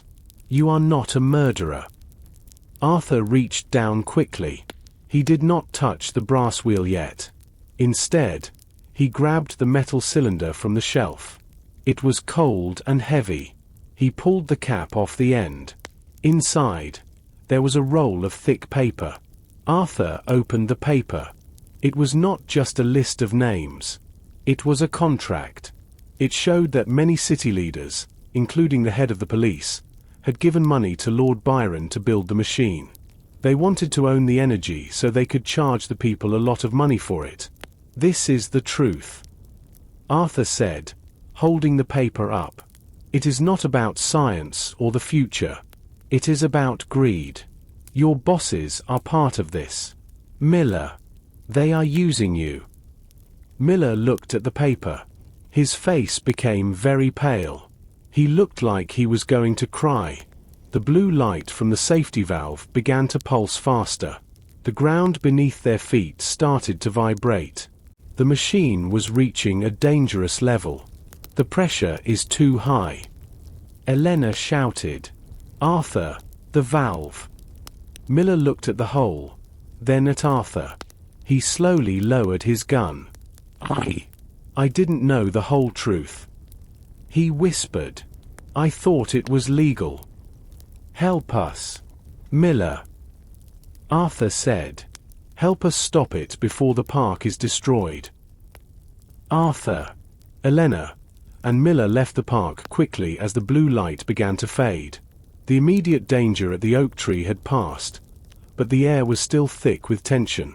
Arthur held the lead cylinder tightly under his arm. They needed a place to talk where no one would watch them. "There is a small tea shop 2 streets away," Elena said, her voice still shaking. "It is quiet and owned by an old woman who does not ask questions." They walked in silence. Miller kept his head down, his police hat pulled low over his eyes. He looked like a man who had lost everything. When they reached the shop, the room was warm and smelled of cinnamon and dried herbs. They sat at a small round table in the far corner, away from the window. Arthur placed the lead cylinder on the table. He pulled out the roll of paper. He spread it out so Elena and Miller could see the names clearly. "Look at this list," Arthur whispered. "It is not just Lord Byron and the police chief. There are bankers, judges, and even members of the city council." Elena looked at one name and gasped. "That is the man who manages my father's bank account. He told me there was no money left for me after the funeral. They were stealing from him even before he died. Arthur said. His eyes were hard with anger. They took his money, and then they took his life's work. This machine was meant to be a gift to the city, but they turned it into a weapon for profit. Miller reached out a hand and touched the paper. I feel like a fool. They told us we were protecting a national secret. They said if the machine fell into the wrong hands, London would be in darkness. But the wrong hands were theirs all along. The old woman brought a tray with 3 cups of tea. Arthur thanked her and waited for her to walk away. He leaned forward, his voice low and serious. We have the evidence now. Arthur said. But we cannot go to the police. If the chief is on this list, they will just take the paper and put us in prison. Then what do we do? Elena asked. She took a sip of the hot tea, but her hands were still trembling. We have to go back to the source. Arthur said. We have the list, but they still have the machine and the silver box. If they start the machine at midnight tonight, this paper won't matter. They will have all the power, and they will be too strong to stop. Arthur looked at Miller. Inspector, you know the warehouse, you know the guard rotations. Will you help us get back inside? We need to get the silver box. It is the only way to prove the machine is a fraud. Miller looked at his tea cup for a long time. Then, he looked up at Arthur and Elena. For the first time that day, his eyes were clear. I will help you. It is the only way I can fix the mistake I made. As they sat in the quiet tea shop, Elena's face suddenly changed. The color drained from her cheeks, and she leaned back against the wooden chair.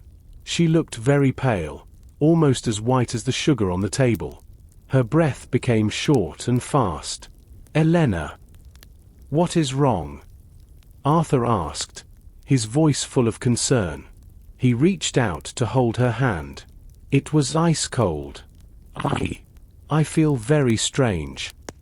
She whispered. Her voice was weak. My chest feels heavy. It is like the air in here is thick. Inspector Miller stood up quickly. Is it the tea? Did someone put something in it? He looked suspiciously at the empty cups. No. Elena said, shaking her head slowly. It is not the tea. It is the machine. I can feel it. She closed her eyes and took a deep breath. My father always told me that the energy from the silver box has a special frequency. He said that because I am his daughter, I might be sensitive to it. He warned me that if the machine ever ran too fast, I would feel it in my heart. Arthur looked at his pocket watch. It was only 1 o'clock in the afternoon. But the machine shouldn't be at full power yet. They said they were waiting for midnight. They must be testing it again. Miller muttered. Lord Byron is an impatient man. If he thinks he can start early, he will. Elena gripped the edge of the table. Arthur, there is something I never told you. My father belonged to a group. It was a secret society of inventors. They called themselves the Keepers of the Light. They swore to protect the city from dangerous energy. My father was the leader. He built the machine to help people, but he kept the final code a secret because he was afraid of this very feeling. She looked at Arthur with tears in her eyes. This feeling, it means the machine is out of balance. It is pulling energy from the earth too quickly. If they do not stop, it will not just be a small explosion. It will drain the life from the ground beneath London. Arthur realized the situation was even worse than he thought. This was not just a crime of greed. It was a disaster waiting to happen. He realized that Elena was like a living alarm for the machine. If she was feeling ill now, the city was already in trouble. We cannot wait for tonight, Arthur said firmly.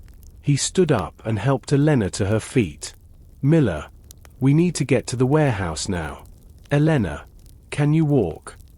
I will try, she said, her voice stronger now. She leaned on Arthur's arm. The closer we get to the machine, the worse I will feel. But I have to be there. I am the only one who knows how to read the codes on the silver box. They left the tea shop and stepped back out into the cold London air.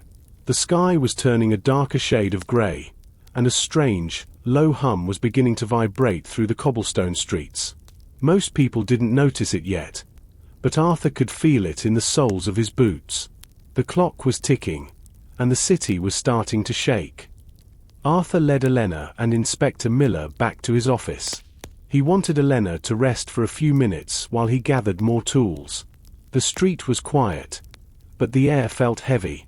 When they reached the door of the office, Arthur stopped. He saw that the wooden frame was splintered. The lock was broken. "Wait here," Arthur whispered to the others. He pulled his pistol from his pocket and stepped inside slowly.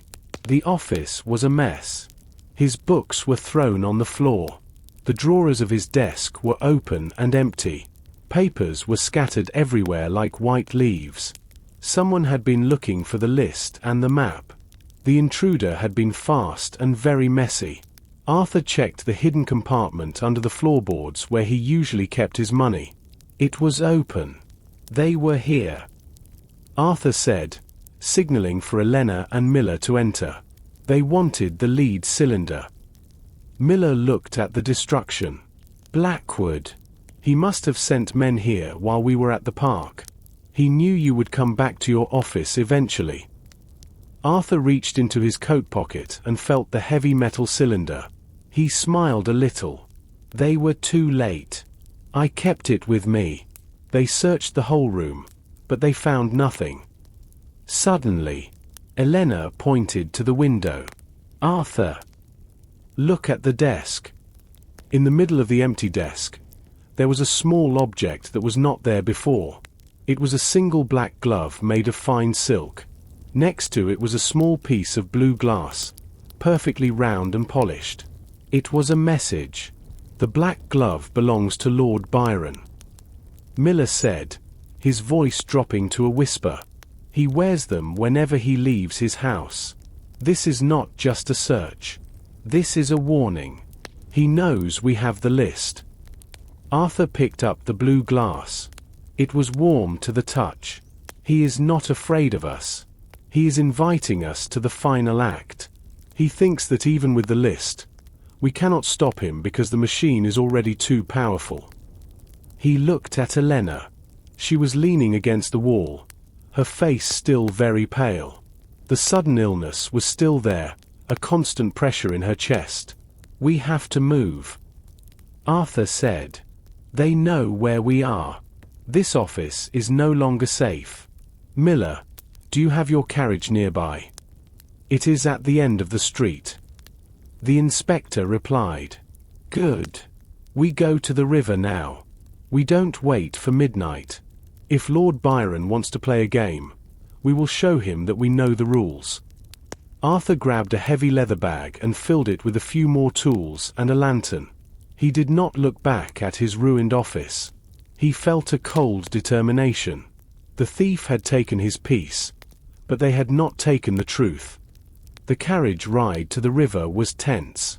Elena sat between Arthur and Miller, her eyes closed, her hand pressed firmly against her heart. Every few blocks, she winced. The vibration in the air was growing stronger, a low, resonant thrum that seemed to make the very glass in the carriage lamps rattle. We are close, she whispered, her voice barely audible over the clatter of horse hooves. They reached the docks, but the scene was different from their last visit. The iron nest was no longer silent. Steam hissed from iron vents, and a brilliant, unnatural blue light pulsed from the upper windows, illuminating the swirling fog. There were more guards now, armed with heavy batons and rifles. I can get us past the perimeter, Miller said, checking his service revolver. I still have my badge. They won't know I've turned until we are inside. They slipped out of the carriage and moved through the shadows of the neighboring warehouses. Miller walked ahead, his back straight, looking every bit the authoritative inspector. He spoke briefly to a guard at the side gate, gesturing vaguely toward Arthur and Elena, who were hunched over in dark cloaks like common laborers. The guard nodded and stepped aside. Once inside the main floor of the warehouse, the sheer scale of the operation was terrifying. The copper machine was spinning so fast it had become a blur of orange and gold. Lord Byron stood on a raised platform, his black gloves gripping a large brass lever. Blackwood was at his side, his eyes fixed on a series of gauges. "The pressure is at critical, my lord," Blackwood shouted over the roar. "If we engage the final gear, the energy will surge through the entire city grid." "Do it," Byron commanded. "I want the world to see the dawn of the new age." Arthur looked at Elena. She was trembling, the energy of the room clearly causing her physical pain. He then looked at the silver box on the pedestal. It was the heart of the machine. "Arthur," Miller whispered, pulling him back. "We have a choice. We can use the lead cylinder to try and bargain, threaten to expose the names if they don't stop. Or, we can destroy the box. If we destroy the box, the machine dies, but the evidence of their greed dies with it in the explosion." Arthur looked at the cylinder under his arm. It contained the names of the men who had betrayed the city. Exposing them would bring justice, but it might take years in a corrupt court. Destroying the box would save the city now, but the villains might walk away free, claiming the invention was simply a tragic accident. If we wait for justice, the city might burn before the courts even open. Elena said, her voice suddenly steady. She looked at the silver box. "The box is my father's legacy, but his true dream was the safety of the people. Arthur, we have to stop the surge." Arthur nodded. He saw Blackwood's hand reaching for the final gear. There was no time for bargaining. Arthur did not hesitate. He handed the lead cylinder to Miller. "Keep this safe. If we don't make it, make sure the newspapers get those names." He turned to Elena. "I need you to tell me exactly where to strike. You said the box is the brain. If I can disrupt the connection between the silver box and the main gears, the system will fail safely." Elena pointed to a cluster of glass tubes and silver wires directly beneath the pedestal. "The secondary conduit. If those wires are severed, the box will lose its power source. It will shut down the machine before the final surge." Arthur pulled a heavy metal pry bar from his tool bag. He moved with the speed of a man who had nothing to lose. He vaulted over a low steam pipe and ran toward the center of the room. "Stop him!" Lord Byron's voice boomed across the warehouse. Two guards rushed forward, but Miller intercepted them. "Police business. Stand down," he roared, using his authority to buy Arthur a few precious seconds. The guards hesitated, confused by the conflicting orders. Arthur reached the machine. The heat was intense, and the air smelled of ozone. He could see the silver box vibrating violently on its stand. He swung the pry bar with all his strength. The first glass tube shattered, spraying blue sparks everywhere. "No!" Mr. Blackwood screamed. He pulled a small pistol from his leather apron and aimed at Arthur. The shot missed as a sudden tremor shook the entire building. The floor buckled. The machine's rhythm changed from a steady hum to a frantic, uneven clatter. Arthur swung again, smashing the second and third conduits. The blue glow in the room began to flicker and fade. "The surge is reversing," Blackwood yelled, his face twisted in terror. "Byron, get away from the lever." But Lord Byron was possessed by greed. He refused to let go. He pulled the brass lever all the way down, attempting to force the energy through the broken system. A massive arc of blue electricity jumped from the machine to the lever. The air exploded with light. Arthur was thrown backward by the force of the blast. He hit the cold stone floor hard, his vision swimming. Through the smoke, He saw the silver box fly off its pedestal and skitter across the floor. The great copper machine groaned one last time, a sound of dying metal, and then became silent. The blinding light vanished, leaving the warehouse in sudden, heavy darkness, save for a few small fires. Arthur scrambled to his feet, his lungs burning. He found Elena and Miller near the entrance. They were coughing but alive. In the center of the room, the machine was a ruin of twisted metal. Lord Byron and Blackwood were gone. The platform where they stood had collapsed into the churning waters of the river below. Arthur walked toward the center of the room. There, lying in a pool of dark water, was the silver box. Its lid was open, and the Nightingale was broken. The blue stone was dark. The power was gone. "Is it over?" Elena asked, her voice trembling as she walked toward him. The color was returning to her face. The illness had vanished the moment the machine died. "It's over," Arthur said, picking up the broken box. "The machine is destroyed, and we have the list. London is safe." The dawn that rose over the Thames was a sickly, pale yellow, filtered through the thick soot of 1,000 coal fires. Arthur stood on the riverbank, his coat damp with the morning mist. Behind him, the iron nest was a smoking shell. Police cordons had finally been established, and the rhythmic clanging of the fire brigade's bells replaced the terrifying hum of the machine.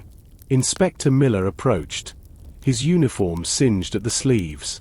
He held the lead cylinder as if it were a holy relic. "The divers have been in the water for 3 hours. Arthur." They found the remains of the platform and the heavy brass lever, but there is no sign of Byron or Blackwood. Arthur looked at the dark, swirling waters of the river. The Thames was a graveyard of secrets. It was entirely possible the currents had swept them away. But Arthur knew better. Men like Blackwood did not simply vanish into the mud. They were like rats. They always found a pocket of air. "And the list?" Arthur asked, his voice rasping. "I've kept it hidden." Miller whispered, "If the chief of police sees his name on this before we have a plan, we'll be arrested before noon. I've sent word to a friend at the Times.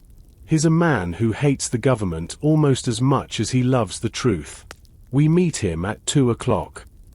Elena emerged from the warehouse, carrying a small bundle wrapped in her shawl.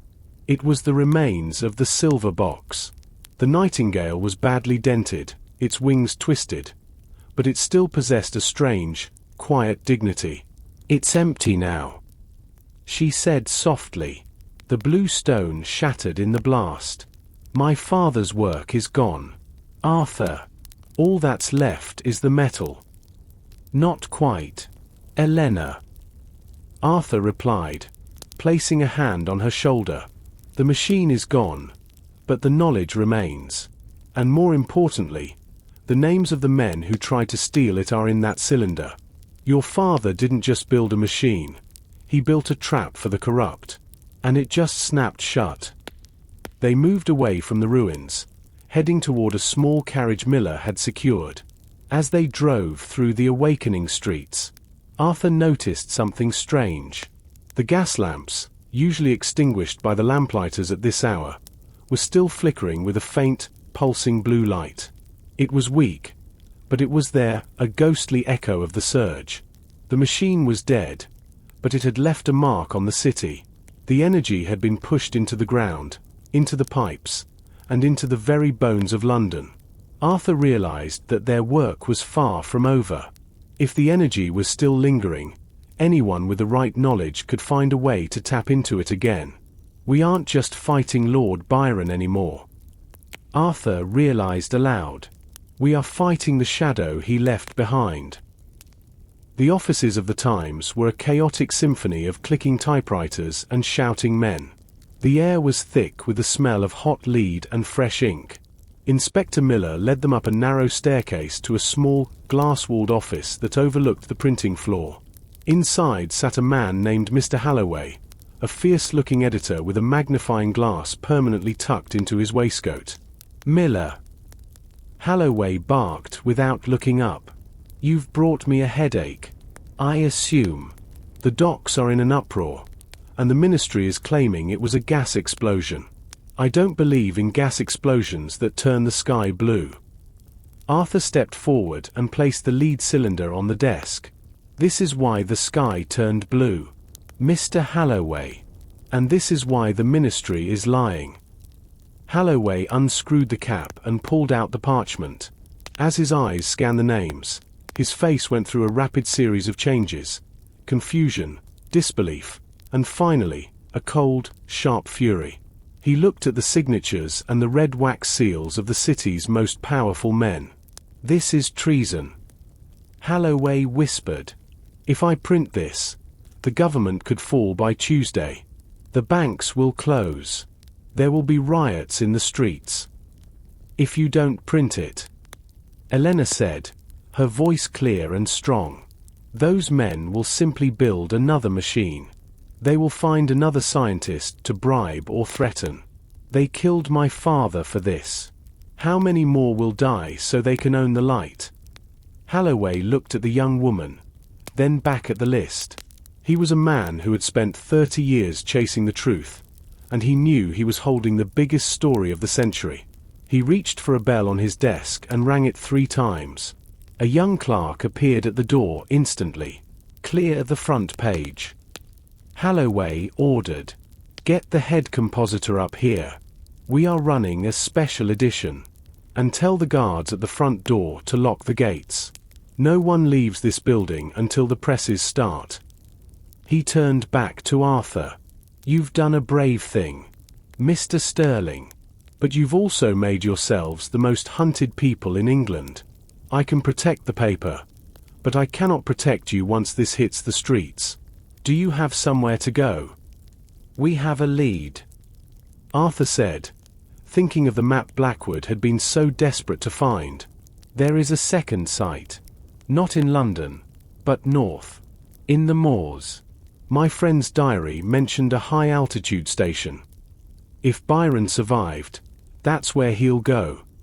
The Great Northern Railway was a dragon of iron and steam, huffing white smoke into the grey London sky. Arthur, Elena, and Miller occupied a private compartment, the curtains drawn tight. Outside on the platform, newsboys were already screaming themselves hoarse. Extra! Extra! The Blue Trap!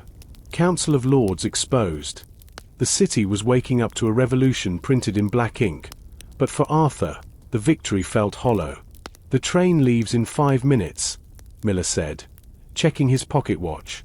He had traded his police uniform for the rough tweed of a travelling merchant. If the chief has seen the paper, every station from here to Edinburgh will be crawling with men looking for us. Arthur looked at Elena.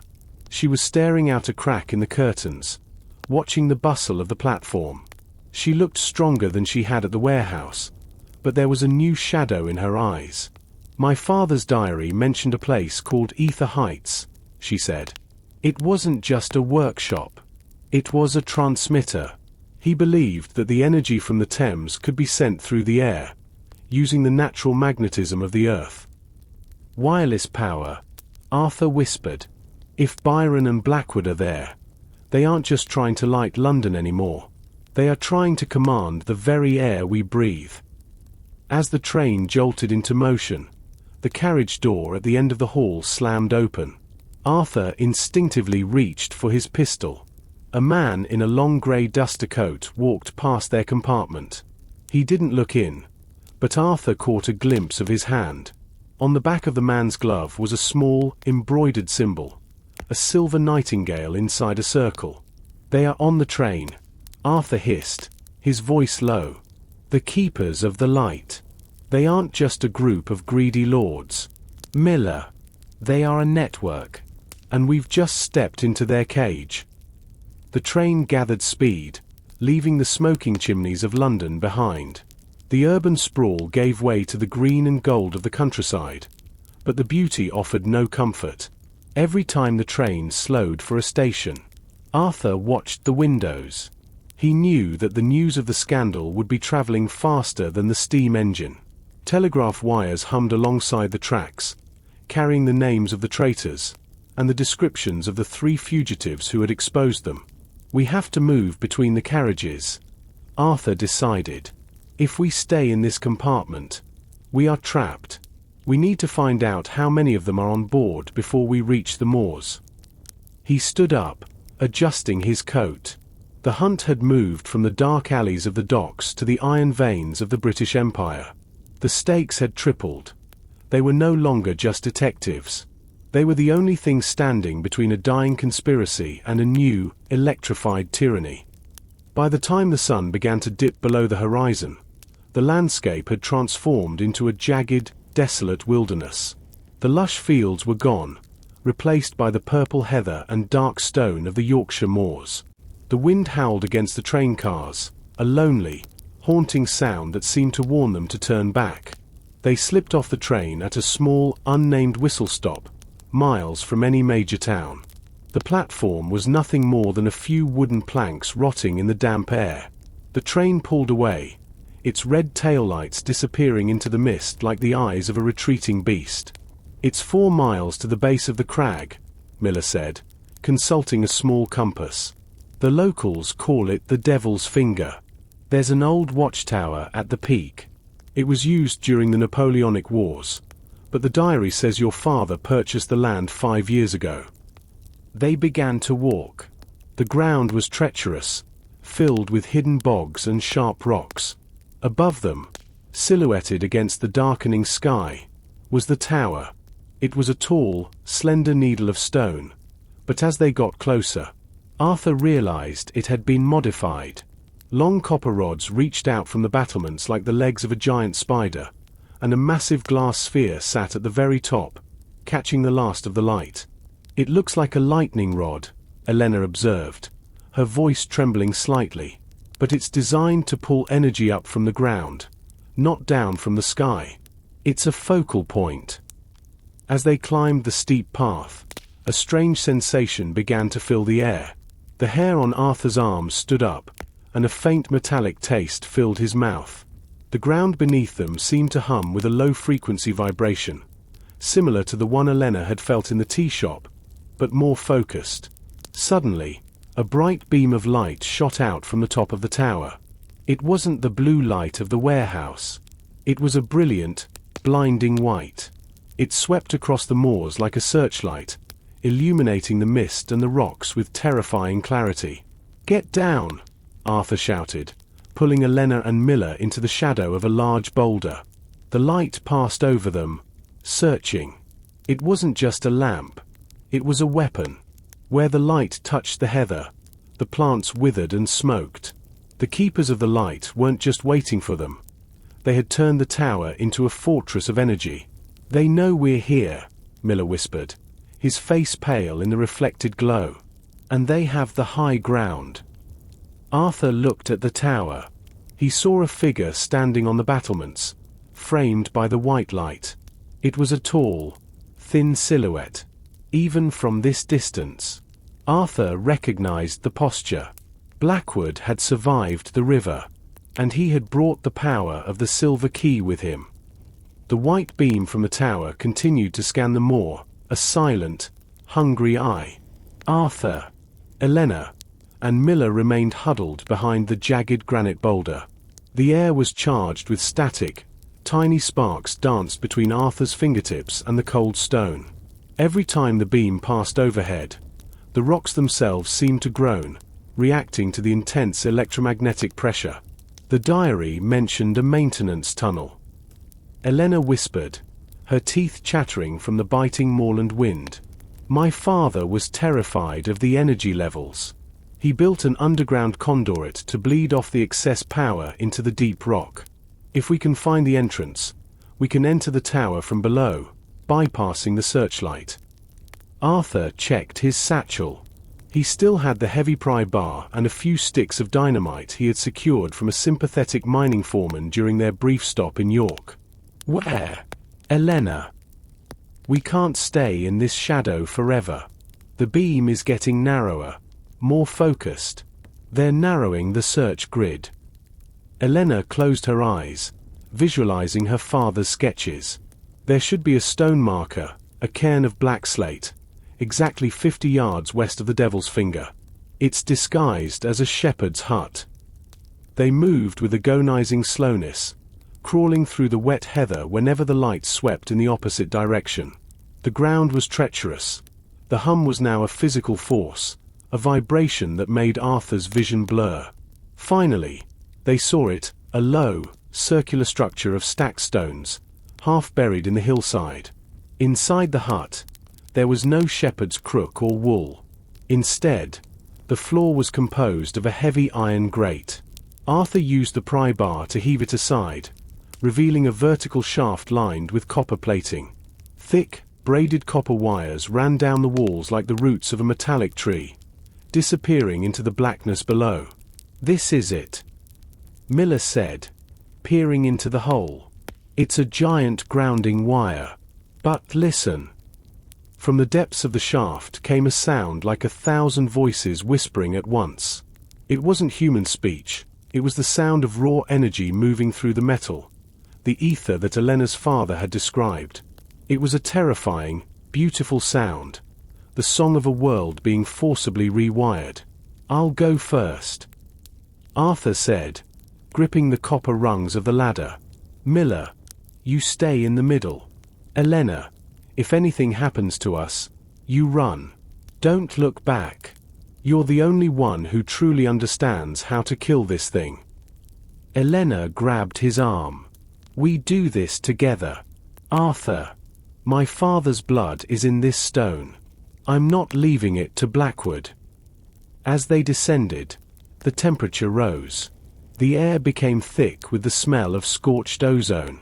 The whispering of the wires grew into a roar, a rhythmic pulsing that matched the heartbeat of the machine far above. They were no longer on the moor. They were inside the nervous system of Blackwood's nightmare. The ladder ended in a vast, vaulted chamber carved directly into the heart of the crag. The walls were lined with thousands of glass jars. Leyden jars, each glowing with a soft, trapped luminescence.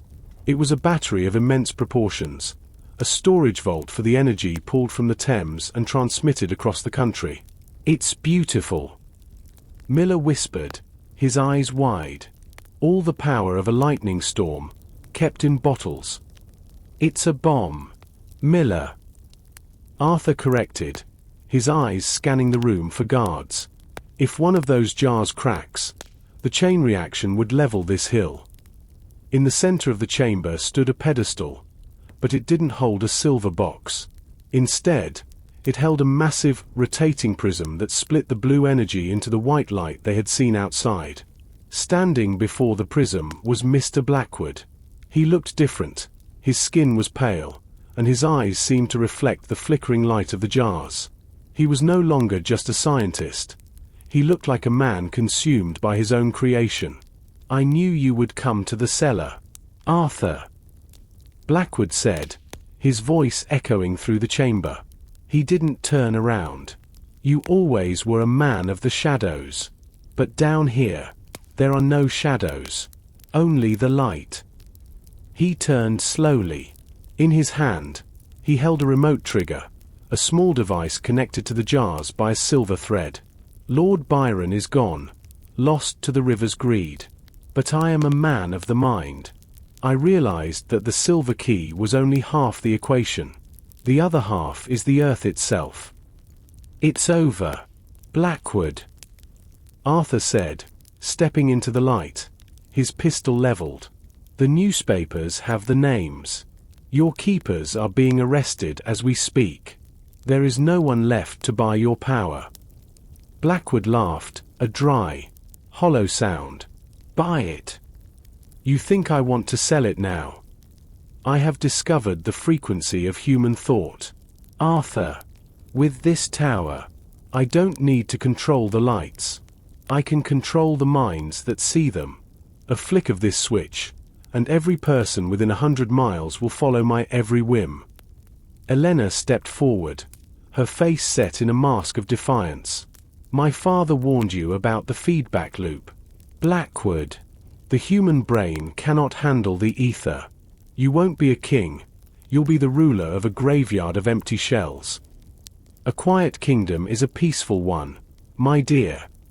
Blackwood replied, his thumb hovering over the trigger. Suddenly, the floor shook. The Leyden jars began to hum in a dissonant, screeching tone. The feedback Elena had mentioned was starting. The energy was returning from the atmosphere. Unable to find a vent, the white light from the prism began to turn a violent, angry purple. The tower is overloading, Miller shouted. Arthur looked at the jars, then at Blackwood. He had seconds to act. If he shot Blackwood, the trigger might fall and activate. If he did nothing, the tower would tear itself apart. He needed a third option, a way to ground the entire chamber before the purple light reached the breaking point. The purple light intensified, casting long, distorted shadows against the vaulted stone. The Leyden jars were no longer humming. They were screaming, a high-pitched metallic wail that felt like a needle pressing into Arthur's brain. Mr. Blackwood stood amidst the storm, his eyes wide with a terrifying ecstasy. He was no longer listening to reason. He was a man who had become a conductor for a power he could no longer contain. Ground the central pillar, Elena shouted over the roar. She pointed to a massive copper rod that ran from the ceiling into a deep well in the center of the floor. The safety shunt is locked with a physical bolt. If we can drop the rod, the energy will bypass the prism and dump directly into the Earth's core. Arthur looked at the pillar. It was 10 feet away, guarded by the swirling vortex of purple energy. Between him and the rod stood Blackwood, his finger still trembling over the trigger of the remote. "Don't move, Arthur," Blackwood yelled, his voice cracking. The beauty of the ether is that it seeks balance. If you touch that rod, you become the path. You'll be vaporized before the bolt even moves. Miller raised his service revolver, but his hands were shaking so violently from the static charge that he couldn't aim. "I can't get a clear shot. The air is too thick." Arthur knew Blackwood was right about the danger, but he also knew that if the jars reached their limit, everyone for miles would be lost. He looked at the heavy leather bag at his side. He didn't need to touch the rod. He needed to hit it with enough force to shear the bolt. He reached inside and pulled out a heavy iron mallet he'd used for the warehouse crates. "Elena, Miller, get behind the Leyden racks," Arthur commanded. "Now." As they dove for cover, Arthur didn't run at Blackwood. Instead, he threw the mallet with every ounce of strength he possessed. The heavy iron tool sailed through the air, glowing with a faint blue aura as it passed through the electrified field. It struck the copper rod. The bolt sheared. The massive copper rod dropped 6 inches, hitting the base of the well with a sound like a thunderclap. The effect was instantaneous. The purple light was sucked out of the air, pulled down into the rod like water down a drain. The screaming of the jars died into a low, mournful groan. But the surge was too much for the old copper. A massive arc of white energy jumped from the rod back to the prism, and then to Blackwood. The inventor didn't even have time to scream. The remote trigger in his hand melted into a lump of slag. The white light consumed him for a heartbeat, and then he was gone, leaving only a faint scorch mark on the stone floor. Arthur collapsed to his knees, his lungs burning from the ozone. The room was dark now, save for the dying embers of a few shattered jars. The ether had been grounded, but the cost was a silence so heavy it felt like lead. Silence returned to the devil's finger, but it was an uneasy peace. Arthur pushed himself up from the cold floor, his muscles aching from the static discharge. Elena and Miller emerged from behind the racks, their faces covered in soot but their eyes bright with the relief of survival. "Is he truly gone?" Elena whispered, looking at the spot where Blackwood had stood. "He became the very thing he tried to control," Arthur said, his voice a rasp. He walked to the central pedestal. The prism was cracked, its once brilliant surface now dull and clouded. Miller walked to the edge of the central well, looking down into the darkness where the energy had been dumped. The ground is still warm. I can feel it through my boots. We stopped the broadcast. Arthur, but the energy we sent down there, where does it go? It dissipates into the ley lines. Elena said, reciting a theory from her father's diary. But it won't stay gone forever. The Earth is like a giant battery. We've just given it a massive charge. Arthur began to look through the wreckage. Near the remains of Blackwood's coat, he found a small, charred leather notebook. He opened it carefully. The pages were brittle, but the ink was still legible. It wasn't a diary. It was a log of transmissions. He wasn't just talking to himself. Arthur muttered, reading the entries. He was sending signals to the continent. Paris, Berlin, Vienna. The Keepers of the Light isn't just a British conspiracy. It's an international syndicate. One entry, dated only 2 days ago, caught his eye. It was written in a different hand, smaller, more precise. The London experiment is a distraction. The true harvest begins at the Mediterranean forge. Proceed to the Alpine station. A distraction. Miller exhaled, leaning against a shattered Leiden rack. He nearly leveled London and turned the moors into a wasteland, and that was just a distraction. It means Lord Byron and Blackwood were middlemen. Arthur realized. They were the front-runners, testing the technology and drawing our attention. While we were focused on the Thames and the Devil's Finger, the Real Masters were building something even bigger in the Alps. Arthur looked at Elena. She was staring at the broken Nightingale she still carried. The quest for her father's legacy was no longer a local matter of justice. It had become a journey that would take them across borders and into the heart of a much older, more dangerous secret. We can't go back to London, Arthur said, his mind already calculating the path ahead. If we return now, the remaining keepers will bury us. We have to go south. We have to follow the signal. Elena nodded, her jaw set in a firm line. Then we follow the light to the mountains. The transition from the rugged, wind-swept moors to the velvet-lined opulence of the Orient Express was jarring. Arthur, Elena, and Miller had traveled under cover of darkness to the coast, crossing the channel on a cramped fishing boat before securing passage on the legendary train in Paris. Now, the rhythmic wheels provided a temporary sanctuary as they raced toward the Swiss border. We look like ghosts in a palace, Miller remarked, adjusting his high collar. He had traded his tweed for a sharp navy suit, though he still kept his service revolver tucked into a custom holster under his arm. Arthur sat at the small table in their private cabin, the charred notebook from the tower spread open before him. The Alpine station is more than just a workshop. According to these coordinates, it's located within the St. Gothard Massif. It's a fortress built into the granite. Elena was staring out the window at the passing French countryside. She held the broken silver Nightingale in her lap. My father spoke of a grand design. He believed that if you could harness the resonant frequency of the Alps, you wouldn't need copper wires or towers. The mountains themselves would act as a natural resonator, broadcasting energy across the entire continent. And the Mediterranean forge? Miller asked. The notebook mentioned it as a final destination. I suspect it's a reception point, Arthur said. If the Alps are the transmitter, the forge is the battery. And if my suspicions are correct, the forge isn't a building, it's an ancient site. Somewhere with high volcanic activity. Mount Vesuvius, perhaps, or Etna. Their conversation was interrupted by a sharp, rhythmic tapping on the cabin door. It wasn't the polite knock of a steward. Arthur signaled Miller to move to the side of the door while he reached for his own weapon.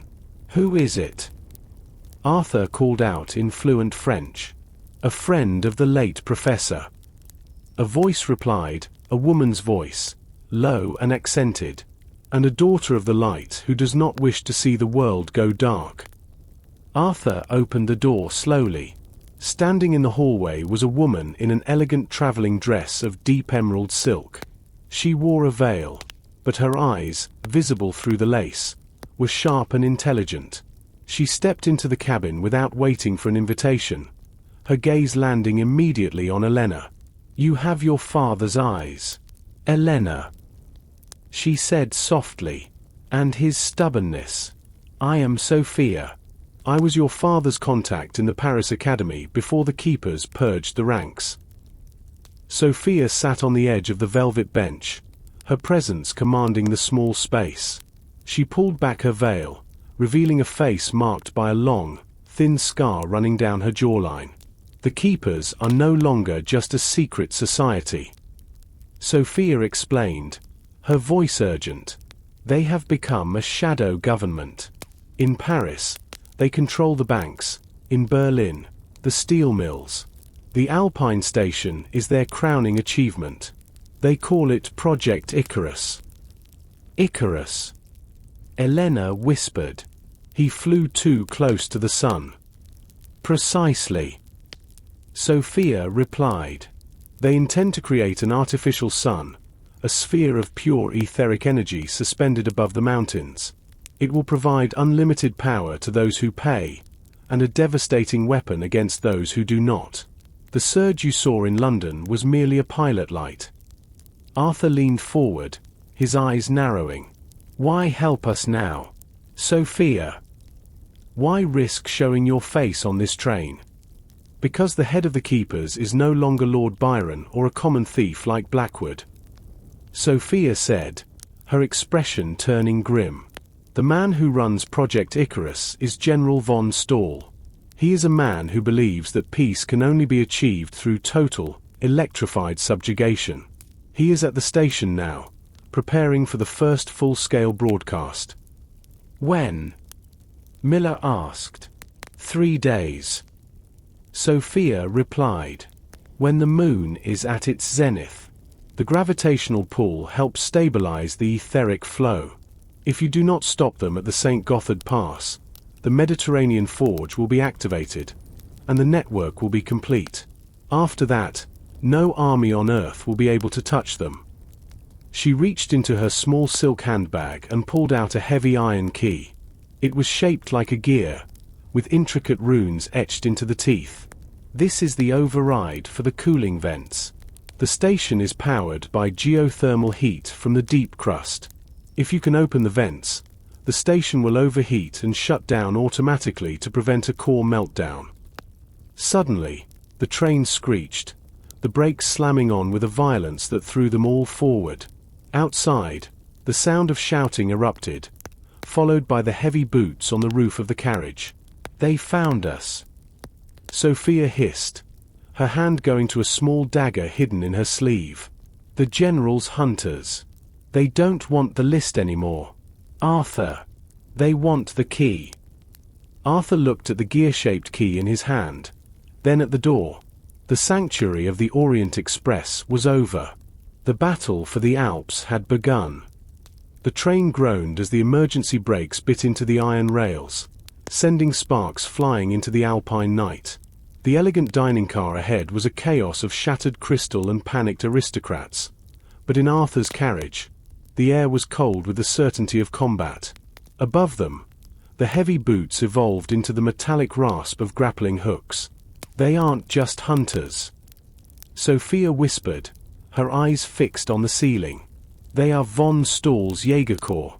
They are trained for high-altitude sabotage and silent kills. Miller, take the rear door, Arthur commanded, drawing his pistol. Elena, stay low behind the luggage racks. Sophia, if you have that dagger ready, now is the time. The windows shattered simultaneously. 3 men in dark, insulated leather gear swung into the cabin, their faces obscured by brass-rimmed goggles and heavy respirators. They carried short-barreled carbines, but they didn't fire immediately. They wanted the gear-shaped key intact. Arthur fired first, the report of his pistol deafening in the cramped space. One Jaeger slumped back out the window, but the others were relentless. Miller engaged in a brutal struggle at the door, using his police training to redirect a bayonet thrust into the mahogany paneling. The cabin became a blur of silver steel and blue sparks. The Jaegers moved with a mechanical precision, their boots magnetically enhanced to grip the vibrating floor. Elena, seeing Arthur pinned against the small table, grabbed a heavy brass lamp and swung it with desperate strength. It struck a Jaeger's respirator, cracking the glass. The man retreated, gasping as the pressurized air escaped his suit. "We can't fight them all in here," Arthur shouted, kicking a fallen carbine toward Miller. "The train is a trap. We need to uncouple the rear cars." "I'll do it," Sophia volunteered, already moving toward the vestibule. "I know the Swiss rail mechanisms, but you must get to the roof. The Alpine station is visible from the next curve. If you can jump before we reach the tunnel, you might survive the fall into the snowbanks." Arthur grabbed Elena's hand. They climbed through the shattered window, the freezing mountain air hitting them like a physical blow. The train was carving through a deep gorge, stone walls rushing past just inches from their heads. On the roof, 4 more Jaegers stood waiting, their silhouettes jagged against the rising moon. The roof of the Orient Express was a treacherous landscape of soot-slicked metal and whistling wind. Arthur and Elena stood back to back as the train thundered across a spindly stone viaduct. Below them, a 1,000-foot drop into the black maw of a mountain river waited for any mistake. The lead Jaeger stepped forward, his voice muffled by his mask. "The key. Detective. Give it to us, and the girl lives to see the dawn. Von Stahl is not a wasteful man. Von Stahl is a ghost chasing a dead son." Arthur replied, his voice carried away by the gale. He looked at Elena. She gave a small, determined nod. She understood the plan. In his pocket, the gear-shaped key felt like a brand. They didn't just have to survive, they had to disappear. Miller appeared at the hatch behind the Jaegers, firing a flare gun into the sky. The brilliant red light blinded the goggled soldiers for a crucial second. "Now!" Arthur yelled. They didn't jump into the river. Instead, Arthur aimed for a maintenance platform built into the side of the viaduct, a small, wooden shelf used by rail workers. It was a terrifyingly small target, moving at 40 miles per hour. They leapt together, the wind screaming in their ears as the train roared past. They hit the wooden planks with a bone-jarring impact. For a moment, Arthur felt the platform groan and tilt, ancient bolts complaining under their weight. He gripped the railing, his knuckles white, and pulled Elena close. Above them, the train continued its journey, the Jaegers likely assuming they had perished in the fall. "Are you all right?" Arthur gasped, checking Elena for injuries. "I think I've had enough of trains." She panted, her face pale but her spirit unbroken. From their vantage point on the viaduct, the Devil's Finger in Yorkshire seemed like a toy. Here, the mountains were giants, and nestled between 2 jagged peaks, glowing with a soft, ominous violet light, was the Alpine station. It wasn't just a tower, it was a cathedral of industry, its chimneys belching white steam that turned into snow as it hit the freezing air. "We're here," Arthur whispered, looking at the gear-shaped key. The heart of Project Icarus. Sophia and Miller were nowhere to be seen. They had stayed on the train to lead the Jaegers away. Arthur and Elena were alone on a cliffside in the middle of a Swiss winter, with nothing but a map, a key, and a dying Nightingale to stop a madman from turning the world into his private battery. The maintenance platform on the viaduct was a precarious perch. The wood was slick with ice, and the wind from the gorge below threatened to pull them into the abyss. Arthur and Elena watched the taillights of the Orient Express vanish into the tunnel. The silence that followed was absolute, broken only by the distant, rhythmic thrumming of the Alpine station. "We have to move before we freeze," Arthur said, his breath hitching in the thin air. He looked at the sheer rock face. A narrow service path, used by the men who built the viaduct, wound upward toward the peaks. It was little more than a ledge, but it was their only way. The climb was an ordeal of endurance. Every step required a conscious effort to find purchase on the frozen granite. Arthur led the way, using his pry bar to chip away ice. Elena followed closely, her hands wrapped in strips of cloth torn from her cloak. The higher they climbed, the more the air seemed to vibrate. It wasn't just a sound, it was a physical sensation, a hum that resonated in their bones. The resonance, it's much stronger here. Elena panted, stopping to catch her breath. My father's diary said the Gothard Massif is rich in quartz. The keepers aren't just using the mountain for shelter, they're using the crystal in the stone to amplify the ether. As they reached a high ridge, the full scale of the Alpine station became visible. It was a gargantuan structure of iron and glass, built into a natural amphitheater of rock. Massive copper cables, as thick as tree trunks, spanned the gaps between the peaks. In the center of the complex stood the sun core, a sphere of glass 60 feet wide, held in place by 4 massive electromagnets. Look at the base, Arthur pointed out. Those are the cooling vents Sophia mentioned. Great plumes of superheated steam erupted from the mountain's base, melting the snow for hundreds of yards around. The station was tapping into the very heat of the earth to power the magnets. Arthur gripped the gear-shaped key in his pocket. To use it, they had to reach the sub-levels, deep beneath the feet of General von Stahl's army. There's a service entrance near the geothermal pipes, Elena noted, squinting against the violet glare. But it's guarded. The Jaegers won't just be on the roof, they'll be everywhere. Arthur looked at the station, then at the night sky. The moon was nearly at its zenith. They had less than an hour before the full-scale broadcast began. We don't go through the guards, Elena. We go through the steam. The heat near the cooling vents was a staggering contrast to the freezing mountain air. Arthur and Elena moved through a forest of massive iron pipes, some of which were glowing a dull red. The air was thick with the smell of sulfur and oil. They reached a heavy brass hatch, half hidden by a constant curtain of scalding mist. The key, Arthur said, his face slick with sweat. Elena handed him the gear-shaped iron key. He fit it into a specialized lock on the hatch. As he turned it, the runes on the key's teeth began to glow with a faint blue light, reacting to the etheric field of the station.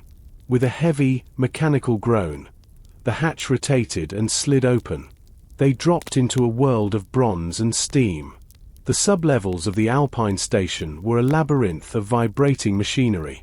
Huge pistons, powered by geothermal pressure, hammered with a force that shook the floor. This is the primary cooling manifold, Elena whispered, consulting her father's memories. If we open the main bypass, the water will stop flowing to the electromagnets. The sun core will lose its stability. They moved cautiously through the maze of pipes. High above, they could hear the sound of boots on metal walkways and the sharp, barked commands of von Stahl's officers. The station was at a fever pitch of activity. Suddenly, the floor beneath them began to glow. They looked down through a floor grate to see a massive chamber filled with glowing violet liquid, liquefied ether. It was being pumped upward toward the glass sphere at a terrifying rate. They're starting the final injection. Elena gasped. Arthur, we're out of time. The bypass valve is at the end of this walkway. But look. At the end of the narrow catwalk stood a figure that made Arthur's heart cold. It wasn't a Jaeger. It was a man in a white lab coat, his face partially covered by a leather mask. His hands were replaced by silver-plated mechanical claws that clicked rhythmically. Mr. Blackwood was a fool, the man said, his voice modulated through a copper diaphragm. He thought the light was a gift. I know it is a scalpel. Who are you? Arthur asked, his hand hovering over his pistol. I am the architect. The man replied, his claws gripping the bypass wheel. And you are the trespassers in my temple. General von Stahl has been waiting for the daughter of the professor to arrive. He believes your blood will finally stabilize the resonance. The architect moved with a speed that defied his mechanical appearance. He lunged at Arthur, his claws sparking against the metal railing. The final battle for the light had moved into the very bowels of the earth. The architect's silver claws scraped against the iron catwalk, sending a shower of sparks into the dark, steam-filled chasm below. Arthur rolled to his left, narrowly avoiding a strike that would have shredded his coat. The man moved with a horrifying, jerky precision, his mechanical limbs hissingly powered by the very ether that hummed through the station. "Your father was a coward, Elena." The architect shrieked, his voice vibrating through the copper diaphragm. He saw the power to rewrite the world, and he tried to bury it in the mud of London. "I have seen the truth. We are not men anymore. We are conductors." Arthur fired his pistol, but the architect pivoted with impossible speed, the bullet ricocheting harmlessly off a thick steam pipe. Before Arthur could cock the hammer again, a silver claw clamped onto the barrel of his gun, twisting the steel like it was wet clay. Arthur dropped the ruined weapon and reached for his heavy pry bar. "Elena!" "The wheel!" Arthur shouted, bracing himself for the architect's next lunge. Elena didn't hesitate. She scrambled toward the large brass bypass wheel at the end of the walkway. But as her hands touched the metal, a surge of violet electricity arced from the valve, throwing her backward. She hit the floor, her breath knocked out of her. "It's protected by a resonant lock." She cried out, her voice thin. "I can't turn it while the sun core is active. The pressure is too high." Arthur swung the pry bar, connecting with the architect's shoulder. There was a sickening crunch, not of bone, but of grinding gears. The architect didn't even flinch. He grabbed Arthur by the throat with his other claw, lifting him off his feet. "You are a relic, detective." The architect hissed, a man of flesh in an age of lightning. Through his blurred vision, Arthur saw the silver Nightingale lying on the floor near Elena. It had fallen from her pocket during the blast. The blue stone was dark, but the silver casing was a perfect conductor. "The Nightingale!" Arthur gasped, his face turning a deep purple. "Elena, use the bird." Elena understood. She grabbed the broken silver bird and lunged forward, jamming the sharp beak of the Nightingale into the architect's mechanical hip joint, right where the etheric cables entered his suit. The reaction was violent. The silver bird acted as a lightning rod, drawing the raw energy out of the architect and into the floor. The man let out a static-filled scream as his limbs began to seize and spark. He released Arthur, staggering back toward the edge of the catwalk. With a final, explosive pop of blue light, the architect tumbled over the railing, vanishing into the churning white steam of the geothermal well. Arthur collapsed onto the catwalk, gasping for air as the bruising on his neck began to throb. Elena knelt beside him for a second, but the sound from above grew louder, a deep, rhythmic thrumming that felt like a physical weight pressing down on them. "The moon is at its peak," Elena whispered, looking up through the floor grates. "They're engaging the magnets." They climbed a narrow spiral staircase that led from the sublevels to the main observation deck. When they emerged, the sight was breathtaking and horrific. The massive glass sphere, the sun core, was now suspended in the air, held by the invisible grip of the 4 giant electromagnets. Inside the sphere, the violet liquid had turned into a swirling nebula of white-hot plasma. In the center of the deck stood General von Stahl. He was a man of iron-gray hair and a uniform that looked more like a suit of armor. He wasn't looking at them. His eyes were fixed on the sky. "Look at it," von Stahl commanded, his voice deep and resonant. "The first artificial star. In 10 minutes, I will send a pulse to the Mediterranean forge. By morning, every city from Rome to Istanbul will be under the protection and the command of the Keepers." "It's not protection," It's a leash, Arthur shouted, stepping onto the deck. Von Stahl turned slowly. He didn't look angry. He looked disappointed. You have fought well, Mr. Sterling. But you are trying to stop a sunrise. You might as well command the tide to retreat. Suddenly, a loud explosion rocked the station's exterior. The glass windows shattered inward as smoke filled the room. Through the haze, two figures emerged from the balcony. It was Miller and Sophia, their clothes torn but their weapons ready. We brought a few friends from the Swiss resistance, Miller shouted, his face grinning through the soot. They didn't like the idea of a new sun in their backyard. The Jaegers are occupied at the gate, Sophia added, her dagger catching the violet light. But the core is already at 90% capacity. We can't blow it up without taking the whole mountain with it. Elena ran to the main control console, her fingers flying over the brass keys. I can't shut it down from here. The architect locked the sequence. But she looked at the broken silver Nightingale in her hand. If I can override the resonance frequency using my father's personal code, I can make the energy collapse in on itself.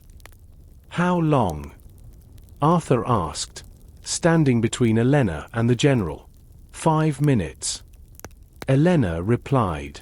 But I need someone to hold the manual override lever on the exterior platform.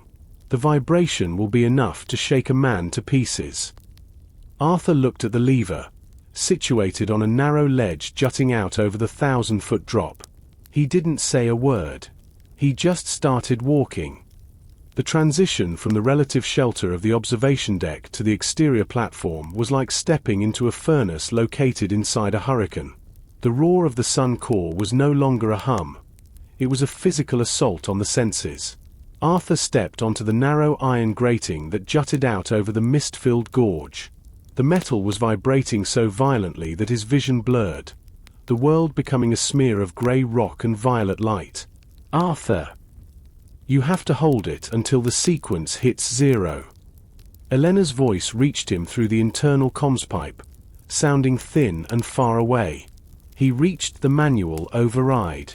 It was a massive iron lever, encrusted with frost that was rapidly melting into steam.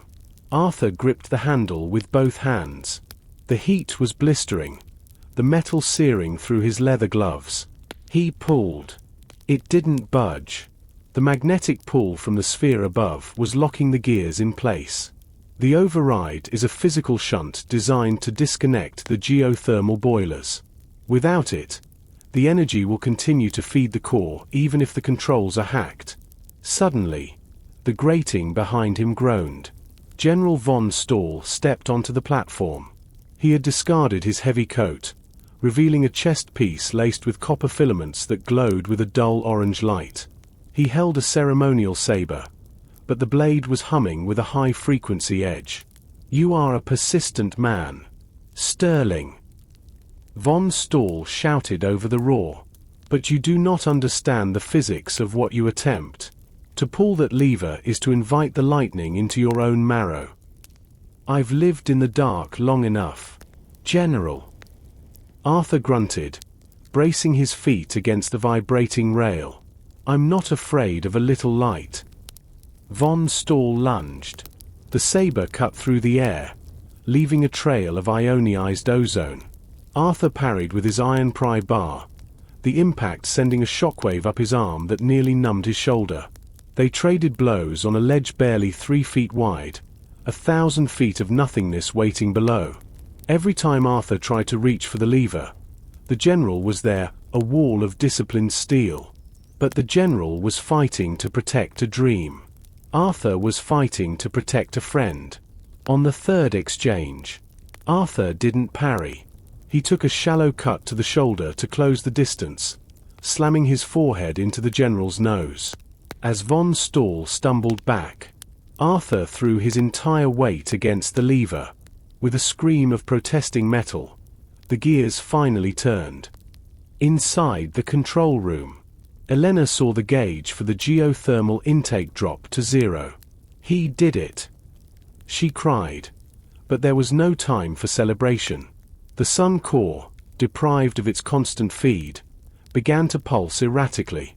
The violet plasma inside started to swirl into a dark, bruised purple, spinning faster and faster as it sought a new equilibrium. "The resonance is breaking," Sophia shouted, firing her last rounds at the Jaegers trying to breach the reinforced doors. "Elena, the code. Now!" Elena's fingers danced across the brass keys of her father's console. She wasn't just typing numbers. She was playing a melody. This was the Nightingale song, a specific sequence of harmonic frequencies her father had hidden in the silver music box years ago. Align the magnetic stabilizers to a 440 Hz baseline. Inject a counterpulse of raw ether from the storage jars. Break the vacuum seal of the glass sphere. As she entered the final key, the Nightingale on the desk began to glow with an intense, pure white light. The sphere above the station reacted instantly. The dark purple plasma began to shrink, collapsing in on itself toward a tiny, infinitely bright point in the center. Outside, Arthur felt the gravity shift. Small pebbles and loose tools began to float off the platform, pulled toward the dying core. Von Stahl, recovered from the blow, looked up at his creation with a face of pure horror. "What have you done?" he whispered. "You've turned it into a void. It's over, General." Arthur panted, clinging to the override lever to stay on the ground. The station groaned as the massive electromagnets began to tear themselves from their mountings. The sun was no longer a source of light. It was a localized gravitational anchor, sucking the very air into its center. The windows of the observatory shattered, the glass fragments spiraling upward like a frozen whirlwind. "We have to go. Now!" Miller's voice boomed from the doorway. He grabbed Elena by the waist, pulling her away from the console just as a copper cable snapped and whipped through the room like a giant's lash. Arthur looked back at the control room. He saw Sophia and Miller dragging Elena toward the emergency exit. He looked at Von Stahl, who stood paralyzed, watching his life's work disappear into a pinpoint of nothingness. "Jump, Arthur!" Elena's scream pierced through the roar. Arthur let go of the lever. The vacuum pull was immense. He didn't run for the door. He threw himself toward the maintenance slide, a long copper chute used for waste disposal that led to the lower snow slopes. Behind him, the Alpine station began to cave in on itself, a cathedral of iron being crushed by the weight of its own collapsed star. The copper chute was a blur of friction and heat. Arthur felt the air being sucked out of the tunnel as the vacuum above intensified. He tumbled through the darkness, his hands raw from gripping the sides to slow his descent. Suddenly, the slide ended in a terrifying drop. He hit a steep, snow-covered slope and rolled, the world a dizzying kaleidoscope of white powder and black rock. Behind him, the Alpine station did not explode with a bang. It died with a hollow, resonant thud. The mountain itself seemed to flinch. A massive ripple of purple energy flared once, illuminating the entire Gotthard Massif, and then the central spire collapsed into the crater of its own foundation. The silence that followed was heavier than any sound Arthur had ever heard. He lay in the snow, gasping for the thin air, his lungs feeling as though they were filled with crushed glass. Slowly, he pushed himself up. His vision was swimming with after-images of the violet sun. "Arthur!" A shadow moved against the pale moonlight of the snow field. It was Miller, limping but upright, supporting a shivering Elena. Sophia followed behind them, her emerald dress now tattered and stained with soot, but her expression was one of grim triumph. "You're alive!" Elena sobbed, throwing her arms around him. The heat from her body was the first thing that made Arthur feel like he hadn't truly died on that platform. "The station is gone," Arthur managed to rasp, looking back up the mountain. Where the iron cathedral had stood, there was now only a jagged scar in the granite. And Von Stahl, buried with his dream, Sophia said, looking at a small brass compass in her hand. The needle was spinning wildly, unable to find north. The etheric collapse has magnetized the entire range. But Arthur, we aren't done.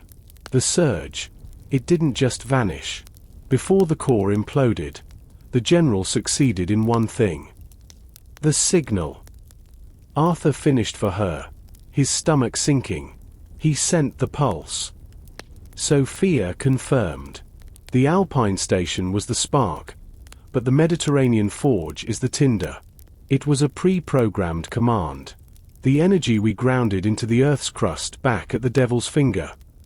It's been channeled south. It's moving through the natural tectonic veins toward Italy. Miller cursed under his breath, leaning on his rifle. We're halfway up a mountain in the middle of winter with no horses, no train, and a dead station. How are we supposed to beat a signal that moves at the speed of light? Arthur looked at the broken Nightingale Elena still held. The bird was glowing with a faint, steady amber light, the color of a warning. We don't beat the signal. We meet it at the destination. We have to get to Naples. The forge is in Vesuvius. The journey south was a blur of desperate measures. Using Sophia's connections with the underground resistance, they commandeered a private steam yacht in Genoa. The Stella Maris was a sleek, black-hulled vessel built for speed. Its boilers pushed to the absolute limit as they raced down the Italian coast. As they entered the Bay of Naples, the sight of Mount Vesuvius dominated the horizon. The volcano was not erupting with lava, but a strange, shimmering heat haze hung over the crater. The air felt heavy, charged with the same metallic tang Arthur had smelled in London and the Alps. The forge isn't a new construction, Elena explained, spreading out the architect's final blueprints on the yacht's charting table. It's an ancient Roman temple complex, built over a natural vent. The keepers have spent years retrofitting it with etheric coils. They're using the volcano's magma as a natural heat sink to stabilize a massive reception array. Arthur looked at the map. If they activate the forge, what happens? The global grid. Sophia said, her voice like ice. The energy from the Alps has already reached the forge. Right now, it's being compressed. When it's released, it will act as a broadcast heart. Every etheric receiver the keepers have hidden in the basements of banks, parliaments, and palaces across the globe will wake up. They will own the world's infrastructure in a single heartbeat. They docked in the shadow of the mountain. The city of Naples was on edge. People were pointing at the strange purple lightning dancing around the summit of Vesuvius. There were no Jaegers here, only the high-ranking keepers who had fled the scandal in London and Paris. They were the architects of the new world, and they were waiting for their moment of triumph. We have to climb again. Miller groaned, checking the cylinders of his revolver. I'm getting too old for mountains. Arthur. This is the final gate. Miller. Arthur said, looking at the glowing Nightingale. We break the forge, and the keepers have nothing left but empty wires and broken glass. They began the ascent toward the crater. The ground was hot beneath their boots, and the smell of sulfur was overwhelming. As they reached the ruins of the ancient temple, they saw the forge in operation. Massive bronze mirrors, 40 feet high, were angled into the crater, reflecting a beam of pure violet light that shot straight up into the darkening sky. Standing at the center of the ruins was a man Arthur recognized from the newspaper clippings back in London. It was the Grand Master of the Keepers, a man once thought to be a simple philanthropist. He was holding a silver scepter that pulsed in time with the volcano's heartbeat. The forge is live. Elena whispered, her face pale. Arthur, we have to strike now, or the world wakes up to a different sun tomorrow. The ancient Roman ruins atop Vesuvius were no longer silent monuments to the past. They were the skeletal remains of a technological nightmare. Massive bronze mirrors, polished to a mirror finish, surrounded the crater's edge, focusing the subterranean heat and the etheric signal into a pillar of violet light that pierced the clouds. The Grand Master turned as Arthur. Elena. Miller. and Sophia stepped into the circle of light. He was an elderly man, his face a map of refined cruelty. "You have traveled far to witness the inevitable," he said, his voice carried by the wind. "The pulse from the Alps has been received. The compression is complete. In 3 minutes, the forge will broadcast the global handshake. The only thing you're broadcasting is your own downfall," Arthur said, his hand on his holster. "We've destroyed the station. Your Project Icarus has no wings." A common misconception. The Grand Master smiled thinly. "The station was the hammer. The forge is the anvil. We no longer need the station. The Earth's own core will provide the resonance now." Elena stepped forward, holding the glowing amber Nightingale. "The frequency you're using, it's unstable. My father warned that Vesuvius is too volatile. If you force the broadcast, you won't just send a signal. You'll trigger a tectonic collapse. You'll destroy Naples. A necessary sacrifice for a unified world." The Grand Master replied coldly. The ground buckled. A deep, low-frequency rumble erupted from the throat of the volcano. The bronze mirrors began to vibrate, a shrill, metallic sound that set Arthur's teeth on edge. The violet pillar intensified, turning a blinding, electric white. "Miller! Sophia! The mirrors!" Arthur shouted. "If we can knock just one out of alignment, the focal point will shatter." Miller and Sophia raced toward the nearest mirror housing, but they were intercepted by the Grand Master's personal guard, men in heavy, brass-plated armor that resisted standard bullets. The temple became a battlefield of fire and steam. Arthur lunged for the Grand Master, but the old man raised his silver scepter. A wave of kinetic energy slammed into Arthur, throwing him back against a crumbling marble pillar. "The Nightingale! Elena!" Arthur gasped, his vision blurring. "It's the only thing with the counter-resonance." Elena looked at the small bird. It was no longer just a piece of silver. It was a tuning fork for the planet. She realized that to stop the forge, she had to do more than just break a mirror. She had to introduce a pure note into the machine's discord. She ran toward the central aperture, the hole in the temple floor that looked directly into the churning magma below. The heat was enough to sear her skin, but she didn't stop. She held the Nightingale over the abyss. "If I drop this, the signal will collapse," she whispered. "But it will destroy the bird. My father's last work. It's what he made it for. Elena!" Arthur yelled, fighting his way past a guard. It was never a music box. It was a key to turn it all off. With a final, tearful look, Elena let go. The silver Nightingale tumbled into the violet light. As it hit the focal point, the bird didn't melt. It began to sing. A high, clear, perfect note echoed out of the volcano, drowning out the roar of the machine. The effect was instantaneous. The white pillar of light shattered into a million tiny sparks that drifted like snow over the Bay of Naples. The bronze mirrors cracked, their polished surfaces turning to dull lead. The Grand Master let out a cry of agony as his scepter turned into useless ash in his hands. The ground settled. The violet light faded from the sky, replaced by the soft, natural pink of the coming dawn. The Mediterranean forge was dead. Arthur stood up, his body bruised and exhausted. He looked around the ruins. The guards had fled into the shadows. The Grand Master sat on the floor, a broken old man staring at the empty sky. Miller and Sophia were battered but alive, leaning against each other for support. "Is it truly over?"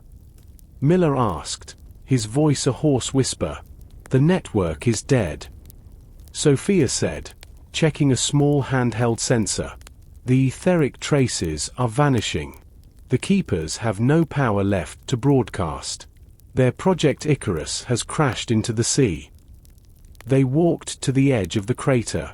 Far below, in the cooling magma, There was no sign of the silver nightingale. It had vanished, taking the secret of the ether with it.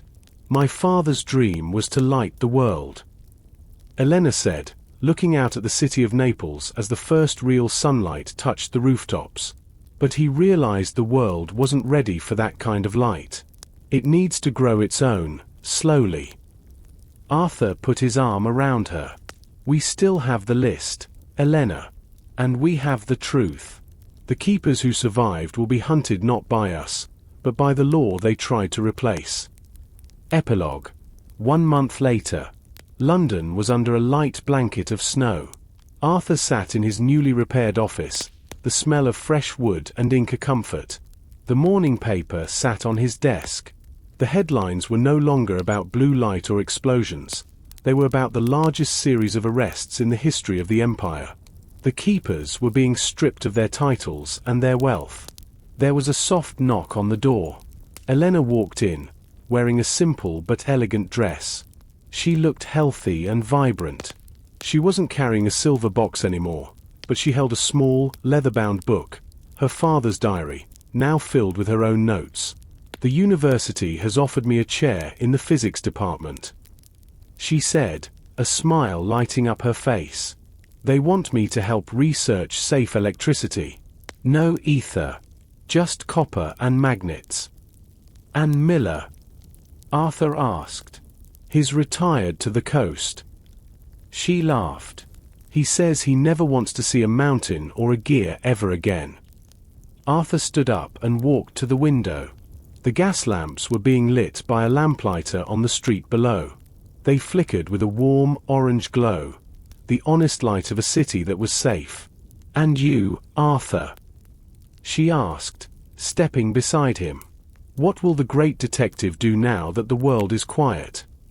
Arthur looked at his desk, where a new file lay waiting. It was a simple case of a missing heirloom, nothing involving global conspiracies or ancient volcanoes. He smiled and took her hand. I think, Arthur said softly, I'll start by taking a walk in the park. I hear the trees are quite beautiful this time of year. The nightingale had stopped singing, but the world was finally listening to the silence.